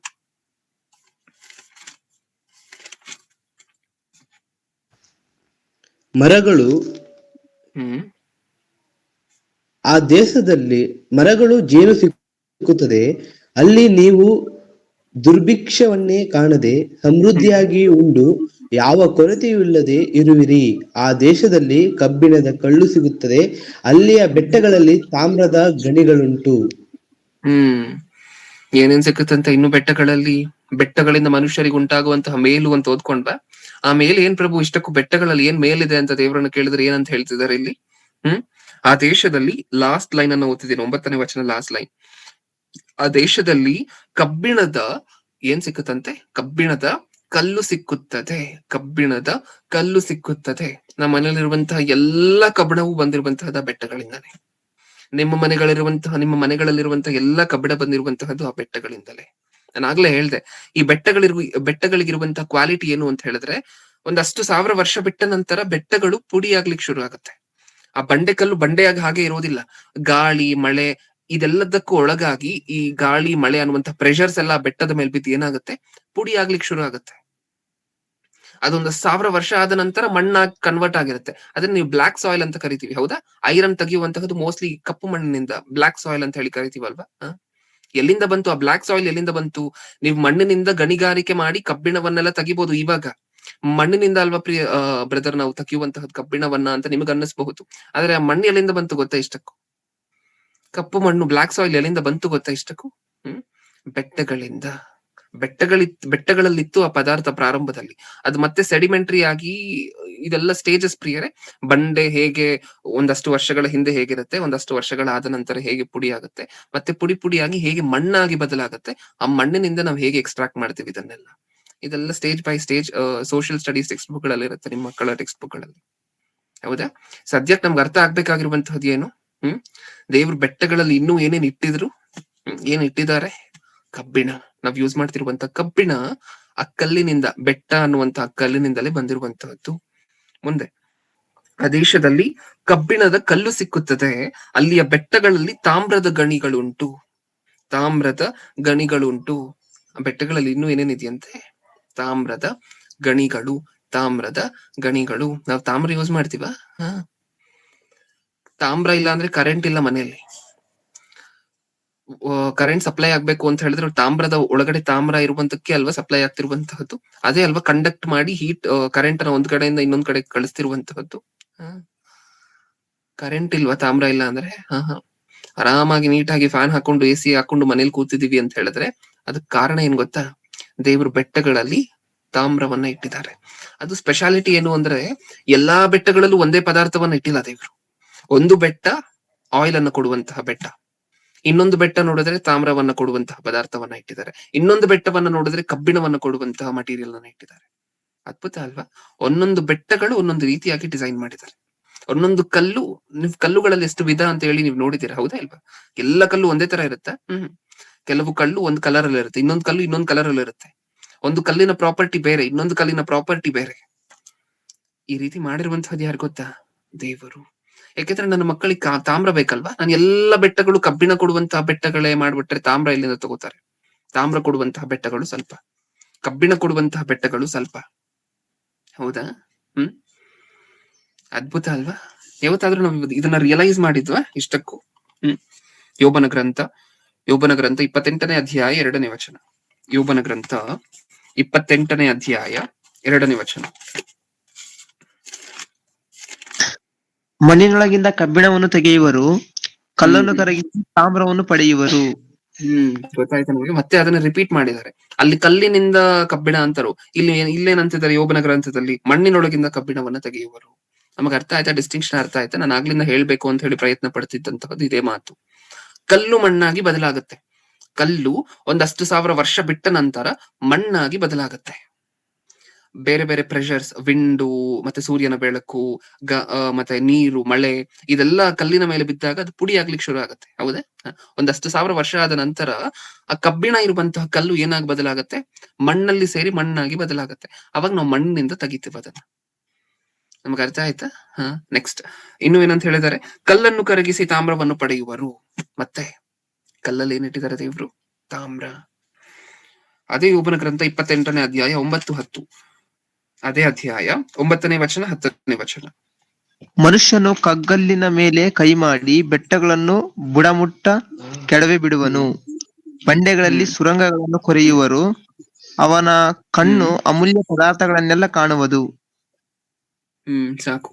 ಇಲ್ಲೂ ಏನ್ ಹೇಳಿದ್ರು? ಮತ್ತೆ ಏನ್ ಹಿಂಟ್ ಕೊಟ್ಟಿದ್ದಾರೆ ಮನುಷ್ಯರಿಗೆ ದೇವ್ರು? ಮಕ್ಳ, ಬೆಟ್ಟಗಳು ಅಂದ್ರೆ ನಾನು ಸುಮ್ನೆ ಇಟ್ಟಿಲ್ಲ, ಅದ್ರಲ್ಲಿ ನಾನು ನಿಮಗ್ ಬೇಕಾಗಿರುವಂತಹದೆಲ್ಲ ಇಟ್ಟಿದ್ದೀನಿ, ಅದೆಲ್ಲ ನಿಮಗೆ ನೀವೇ ತಗೋಬೇಕು. ಆ ಸೀಕ್ರೆಟ್ ಅನ್ನ ನಿಮ್ಮ ಮುಂದೆ ಬಿಚ್ಚಿಡ್ತಿದ್ದೀನಿ, ಹೌದಾ ಇಲ್ವಾ? ಹೇಳಿದ್ರ ಹೀಗೆ ನೀವು ನಿಮ್ಮ ಮಕ್ಕಳಿಗೆ ಹೇಳ್ತೀರಾ ವಯಸ್ಸಾದ ನಂತರ? ಈ ಪೆಟ್ಟಿಗೆಯಲ್ಲಿ ಈ ಪತ್ರ ಇದೆ, ಈ ಮನೆ ಪತ್ರ ಈ ಪೆಟ್ಟಿಗೆಯಲ್ಲಿದೆ, ಆ ಪೆಟ್ಟಿಗೆ ಬೀಗದ ಕೈ ಇನ್ನೊಂದ್ ಕಡೆ ಇದೆ, ಇದನ್ನೆಲ್ಲ ಹೇಳ್ತೀರಾ? ದೇವ್ರು ಸಹ ಹೇಳ್ತಿದ್ದಾರೆ ಮಕ್ಕಳಿಗೆ, ನಾನು ಬೆಟ್ಟಗಳನ್ನು ಸುಮ್ನೆ ಮಾಡಿಲ್ಲ ಮಕ್ಕಳ, ಆ ಬೆಟ್ಟಗಳಲ್ಲಿ ಅತ್ಯಂತ ಬೆಲೆ ಬಾಳುವಂತಹ ಪದಾರ್ಥಗಳನ್ನ ಇಟ್ಟಿದ್ದೀನಿ. ಆ ಪದಾರ್ಥಗಳೆಲ್ಲ ನಿಮ್ಮ ಸ್ವಂತ, ನಿಮ್ಮ ಸೊತ್ತು, ನೀವ್ ತಗೋಬಹುದು ಅದನ್ನ. ಅದಕ್ಕೆ ನಾವ್ ತಗೊಂಡು ಯೂಸ್ ಮಾಡ್ತಿದೀವಿ ಪ್ರಿಯರೇ. ಅದನ್ನೆಲ್ಲ ₹1 ಕಟ್ಟದೆ, ₹1 ದೇವರಿಗೆ ಟ್ಯಾಕ್ಸ್ ಅನ್ನುವಂತಹದ್ ನಾವು ಕಟ್ಟದೆ ಏನಕ್ಕೋಸ್ಕರ ಯೂಸ್ ಮಾಡ್ತಿದೀವಿ ಅಂತ ಹೇಳಿದ್ರೆ, ಬೆಟ್ಟಗಳು ದೇವರದ್ದು. ಆ ದೇವರ ಬೆಟ್ಟಗಳನ್ನು ದೇವರು ನಮಗೆ ಫ್ರೀ ಆಗಿ ಬಿಟ್ಟು ಕೊಟ್ಟಿದ್ದಾರೆ, ನಾವು ಬದುಕುವಂತಹ ಕಾಲದವರೆಗೂ, ಹೌದಾ? ಇನ್ನು ಈ ಬೆಟ್ಟಗಳನ್ನು ಇನ್ನು ಹೇಗೆ ಯೂಸ್ ಮಾಡ್ತೀವಿ ಅನ್ನುವಂತಹ ಭವಿಷ್ಯತ್ತನ್ನು ಹೇಳಿದಾರೆ ದೇವ್ರು. ಯೋಬನ ಗ್ರಂಥ ಸುಮಾರು ಕ್ರಿಸ್ತ ಪೂರ್ವ ಅಂದ್ರೆ ಟೋಟಲ್ ಆಗಿ 3,500 ವರ್ಷ ಆಗಿದೆ ಸುಮಾರು ಬರ್ಸಿ. ಏನಂತ ಹೇಳಿದ್ದಾರೆ? ಭವಿಷ್ಯತ್ ಏನಂತ ಹೇಳಿದ್ದಾರೆ ದೇವ್ರು? ಈ ಬೆಟ್ಟಗಳನ್ನ ನನ್ನ ಮಕ್ಕಳು ಏನ್ ಮಾಡ್ಕೋತಾರೆ ಗೊತ್ತಾ? ಈ ಬೆಟ್ಟಗಳಲ್ಲಿ ಸುರಂಗ ಮಾಡ್ಕೋತಾರೆ. ಬೆಟ್ಟಗಳಲ್ಲಿ ಏನ್ ಮಾಡ್ಕೋತಾರೆ? ಅದನ್ನ ಕೊರೆದು ಅವ್ರು ಟ್ರಾವೆಲ್ ಮಾಡುವಂತ ಸುರಂಗ ಮಾರ್ಗವನ್ನ ಮಾಡ್ಕೊಳ್ತಾರೆ. ಟ್ರೈನ್ ಬೆಟ್ಟದಲ್ಲಿ ಕೊರೆದಿರುವಂತ ಸುರಂಗದಲ್ಲಿ ಟ್ರೈನ್ ಹೋಗುವಂತಹ ನೋಡಿದೀವ? ಬೆಟ್ಟಗಳನ್ನ ಕೊರೆದಿರುವಂತಹ ರಸ್ತೆಗಳನ್ನ ನೋಡಿದೀವ ನಾವು? ಆ ಕಡೆ ಈ ಕಡೆ ಬೆಟ್ಟ ಇರುತ್ತೆ, ನೀವ್ ಮಧ್ಯ ರಸ್ತೆಯಲ್ಲಿ ಹೋಗ್ತಿರ್ತೀರಾ, ನೋಡಿದೀವ? ಈ ಸನ್ನಿವೇಶ, ಈ ಚಿತ್ರಣವನ್ನ ಯಾವತ್ತಾದ್ರೂ ನೋಡಿದೀವ? ಬೆಟ್ಟಗಳನ್ನ ನಾವ್ ಇವಾಗ ಕೊರೆದ್ವಿ ಸುಮಾರು 50-60 ವರ್ಷದಿಂದ. ದೇವ್ರು ಯಾವಾಗ ಹೇಳಿದ್ರು? 3,000 ವರ್ಷಗಳ ಹಿಂದೆ ಹೇಳಿದ್ರು, ನನ್ನ ಮಕ್ಕಳು ನಾನ್ ಸೃಷ್ಟಿ ಮಾಡಿರುವಂತಹ ಬೆಟ್ಟಗಳನ್ನ ಕೊರೆದು ರಸ್ತೆ ಮಾಡ್ಕೊಳ್ತಾರೆ, ದಾರಿ ಮಾಡ್ಕೊಳ್ತಾರೆ ಹೇಳಿದಾರೆ. ಮತ್ತೆ ಓದೋಣ ಅದೇ ಮಾತನ್ನ. ಈ ಓದಂತಹ ಮಾತನ್ನ ಇನ್ನೊಂದ್ಸರಿ ಓದಿ. ಬೆಟ್ಟಗಳನ್ನು ಬುಡಮುಟ್ಟ ಕೆಡವಿ ಬಿಡುವನು, ಬಂಡೆಗಳಲ್ಲಿ ಸುರಂಗಗಳನ್ನು ಕೊರೆಯುವನು. ಬಂಡೆಗಳಲ್ಲಿ ಸುರಂಗಗಳನ್ನು ಕೊರೆಯುವನು, ಅವನ ಕಣ್ಣು ಅಮೂಲ್ಯ ಪದಾರ್ಥಗಳನ್ನೆಲ್ಲ ಕಾಣುವುದು. ಸುರಂಗ ಕೊರಿತೀವ? ನಾವು ಕೊರೆದಿದ್ದು 60-70 ವರ್ಷಗಳಿಂದ. ದೇವ್ರು ಹೇಳಿದ್ದು 3,500 ವರ್ಷಗಳ ಹಿಂದೆ, ಹೌದಾ? ಬೆಟ್ಟಗಳನ್ನು ಸೃಷ್ಟಿ ಮಾಡಿದಂತಹ ದೇವ್ರು ಅದನ್ನ ಹೇಗ್ ಉಪಯೋಗ ಮಾಡ್ಕೋಬೇಕು ಅಂತಾನು ಹೇಳ್ಕೊಟ್ಟಿದ್ದಾರೆ. ಅದನ್ನ ಹೇಗ್ ನಾವು ಉಪಯೋಗ ಮಾಡ್ಕೊಳ್ತೀವಿ ಅಂತಾನು ಬರ್ಸಿದ್ದಾರೆ. ಸತ್ಯವೇದ ನಿಜವಾಗ್ಲೂ ದೈವ ಗ್ರಂಥನೇನಾ? ದೇವರು ಬರ್ಸಿರುವಂತಹ ಗ್ರಂಥನೇನಾ? ದೇವರು ಬರ್ಸಿರುವಂತಹ ಗ್ರಂಥ ಅನ್ಲಿಕ್ಕಿದೆಲ್ಲ ಪ್ರೂಫ್ ಪ್ರಿಯರೇ. ಏನಕ್ಕೋಸ್ಕರ? ಯಾಕೆಂದ್ರೆ ಯಾರಾದ್ರೂ ಒಬ್ರು ಬೆಟ್ಟವನ್ನ ಸೃಷ್ಟಿ ಮಾಡಿದಾರೆ ಅಂತ ಹೇಳಿದ್ರೆ ಬೆಟ್ಟಗಳ ಬಗ್ಗೆ ಅವ್ರು ಹೇಳಿರ್ಬೇಕು. ಅವರೇ ಅಲ್ವಾ ನಿಜವಾದ ದೇವ್ರು. ಯಾವ್ದಾದ್ರು ಪ್ರಪಂಚದಲ್ಲಿ ಯಾವ್ದಾದ್ರು ಗ್ರಂಥದಲ್ಲಿ ಬೆಟ್ಟಗಳ ಬಗ್ಗೆ ಇಷ್ಟೊಂದು ಡೀಟೇಲ್ ಎಕ್ಸ್ಪ್ಲನೇಷನ್ ಇದೆ ಅಂತ ಹೇಳಿದ್ರೆ ಅದೇ ನಿಜವಾಗ್ಲೂ ದೈವ ಗ್ರಂಥ. ಯಾಕೆಂದ್ರೆ ಬೆಟ್ಟಗಳನ್ನ ಯಾರಾದ್ರೂ ಸೃಷ್ಟಿ ಮಾಡಿದಾರೆ ಅಂದ್ರೆ ಅವ್ರು ಹೇಳಿರ್ತಾರೆ ಬೆಟ್ಟಗಳು ಹೀಗೆ ಹಾಗೆ, ಬೆಟ್ಟಗಳಲ್ಲಿ ಇದಿಟ್ಟಿದೀನಿ ಅದಿಟ್ಟಿದೀನಿ, ತಾಮ್ರ ಇಟ್ಟಿದೀನಿ, ಕಬ್ಬಿಣ ಇಟ್ಟಿದೀನಿ ಅಂತ ಹೇಳಿರ್ಬೇಕು. ಹೇಳಿದಾರ ದೇವ್ರು? ಮಿಸ್ ಮಾಡಿಲ್ವಾ ಯಾವ್ದು? ಇನ್ನೂ ಏನೇನ್ ಮಾಡ್ತೀವಂತೆ, ಇನ್ನೂ ಏನೇನಂತ ಬೆಟ್ಟಗಳಿಂದ ಮನುಷ್ಯರಿಗೆ ಇನ್ನೂ ಏನೇನ್ ಪ್ರಯೋಜನ ಇದೆಯಂತೆ. ಮುಗಿಸ್ಕೊಳ್ಳೋಣ ಇನ್ನೊಂದು 5 minutes ಅಲ್ಲಿ. ಯೆಶಾಯನ ಗ್ರಂಥ 30ನೇ ಅಧ್ಯಾಯ 25ನೇ ವಚನ. ಯೆಶಾಯನ ಗ್ರಂಥ 30ನೇ ಅಧ್ಯಾಯ 25ನೇ ವಚನ. 30-25. ಬುರುಜುಗಳು ಬಿದ್ದು ಹೋಗುವ ಮಹಾಸಂಹಾರದ ದಿನಗಳಲ್ಲಿ ಪ್ರತಿಯೊಂದು ಉನ್ನತ ಪರ್ವತದಲ್ಲಿಯೂ ಎತ್ತರವಾದ ಗುಡ್ಡದಲ್ಲಿಯೂ ತೊರೆಗಳು, ನೀರಿನ ಕಾಲುವೆಗಳು ಹರಿಯುತ್ತಿರುವವು. ಬೆಟ್ಟಗಳಿಂದ ಇನ್ನೂ ಏನ್ ಪ್ರಯೋಜನ ಅಂತೆ ಮನುಷ್ಯರಿಗೆ? ಈ ವಚನವನ್ನು ಓದಿದಾಗ ಏನ್ ಅರ್ಥ ಆಯ್ತು ನಮಗೆ? ನದಿಗಳು ಹರಿಯತ್ತಾ? ನದಿಗಳು ಹರಿಯತ್ತಾ? ನದಿಗಳಿಲ್ಲದೆ ಹೋದ್ರೆ ಭೂಮಿ ಏನಾಗೋಗುತ್ತೆ ಅಂತ ಹೇಳಿ ಒಂದ್ಸರಿ ಊಹೆ ಮಾಡ್ಕೊಳ್ಳಿ. ಮನುಷ್ಯರು ಏನಾಗೋಗ್ಬೇಕು ಅಂತ ಹೇಳಿ ಒಂದ್ಸರಿ ಊಹೆ ಮಾಡ್ಕೊಳ್ಳಿ. ನದಿಗಳು ಹರಿಯದೆ ಹೋದ್ರೆ ಮನುಷ್ಯರಿಗೆ ನೀರ್ ಸಿಕ್ಕತ್ತಾ?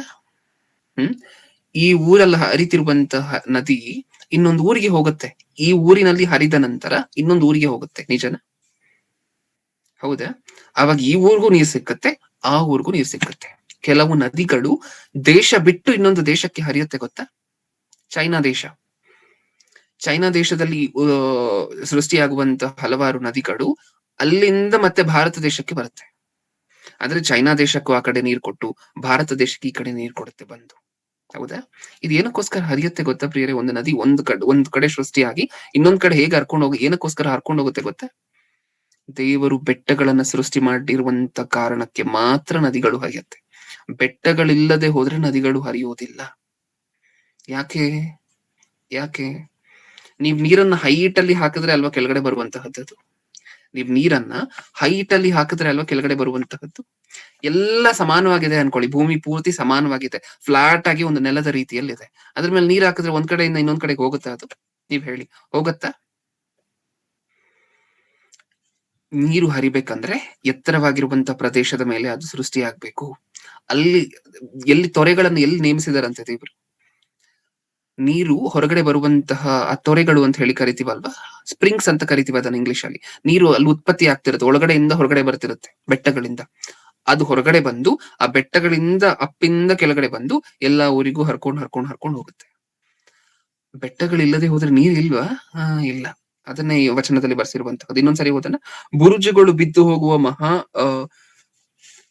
ಮಹಾಸಂಹಾರದ ದಿನಗಳಲ್ಲಿ ಪ್ರತಿಯೊಂದು ಉನ್ನತ ಪರ್ವತಗಳಲ್ಲಿಯೂ ಎತ್ತರವಾದ ಗುಡ್ಡಗಳಲ್ಲಿಯೂ ತೊರೆಗಳು, ನೀರಿನ ಕಾಲುವೆಗಳು ಹರಿಯುತ್ತಿರುವವು. ಪ್ರತಿಯೊಂದು ಉನ್ನತ ಪರ್ವತಗಳಲ್ಲಿಯೂ ಎತ್ತರವಾದ ಗುಡ್ಡಗಳಲ್ಲಿಯೂ ತೊರೆಗಳು, ನೀರಿನ ಕಾಲುವೆಗಳು ಹರಿಯುತ್ತಿರುವವು. ಇಷ್ಟಕ್ಕೂ ನೀರು ಹರಿಯುವಂತಹದ್ದೇ ಬೆಟ್ಟಗಳಿರುವಂತಹದ್ದಕ್ಕೋಸ್ಕರ. ದೇವರು ಬೆಟ್ಟಗಳನ್ನ ಮಾಡದೆ ಹೋಗಿದ್ರೆ ನಮಗ್ ಗೊತ್ತಾಗಿರ್ತಾ ಇತ್ತು ಆ ಕಷ್ಟ ಹೇಗಿರ್ತಿತ್ತು ಅಂತ. ಹಬಕೂಕನ ಗ್ರಂಥ 3ನೇ ಅಧ್ಯಾಯ. ಹಬಕೂಕನ ಗ್ರಂಥ 3ನೇ ಅಧ್ಯಾಯ 9ನೇ ವಚನ. 3:9. ನಿನ್ನ ಬಿಲ್ಲು ಈಚೆಗೆ ತೆಗೆಯಲ್ಪಟ್ಟಿದೆ, ಆಹಾ ನಿನ್ನ ವಾಗ್ಬಾಣಗಳು ನಿಶ್ಚಿತ. ಭೂಮಿಯನ್ನು ನದಿಗಳಿಂದ ಭೇದಿಸಿ ಬಿಡುತ್ತಿ, ಬೆಟ್ಟಗಳು ನಿನ್ನನ್ನು ನೋಡಿ. ಏನರ್ಥ ಆಯ್ತು ನಮಗೆ? ಭೂಮಿಯನ್ನು ನದಿಗಳಿಂದ ಭೇದಿಸಿ ಬಿಡುತ್ತಿ.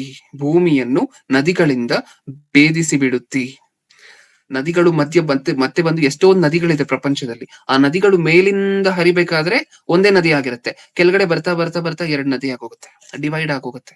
ಅದು ಏನಕ್ಕೋಸ್ಕರ ಅಂದ್ರೆ ಅದು ಬೆಟ್ಟಗಳಿಂದಾನೆ. ಒಂದು ದೊಡ್ಡ ಬೆಟ್ಟದಿಂದ ನೀರು ಹರಿತಾ ಬರ್ತಿರ್ಬೇಕಾದ್ರೆ ಕೆಳಗಡೆ 2 ಚಿಕ್ಕ ಆ ಕಡೆ ಒಂದ್ ಬೆಟ್ಟ, ಈ ಕಡೆ ಒಂದ್ ಬೆಟ್ಟ ಇರುತ್ತೆ, ಅಥವಾ ಮಧ್ಯೆ ಇನ್ನೊಂದ್ ಚಿಕ್ಕ ಬೆಟ್ಟ ಇರುತ್ತೆ. ಆ ಚಿಕ್ಕ ಬೆಟ್ಟ ಏನ್ ಮಾಡುತ್ತೆ? ಮೇಲಿಂದ ಹರಿತಿರುವಂತಹ ನೀರನ್ನು 2 ಪಾರ್ಟ್ ಆಗಿ ಡಿವೈಡ್ ಮಾಡುತ್ತೆ.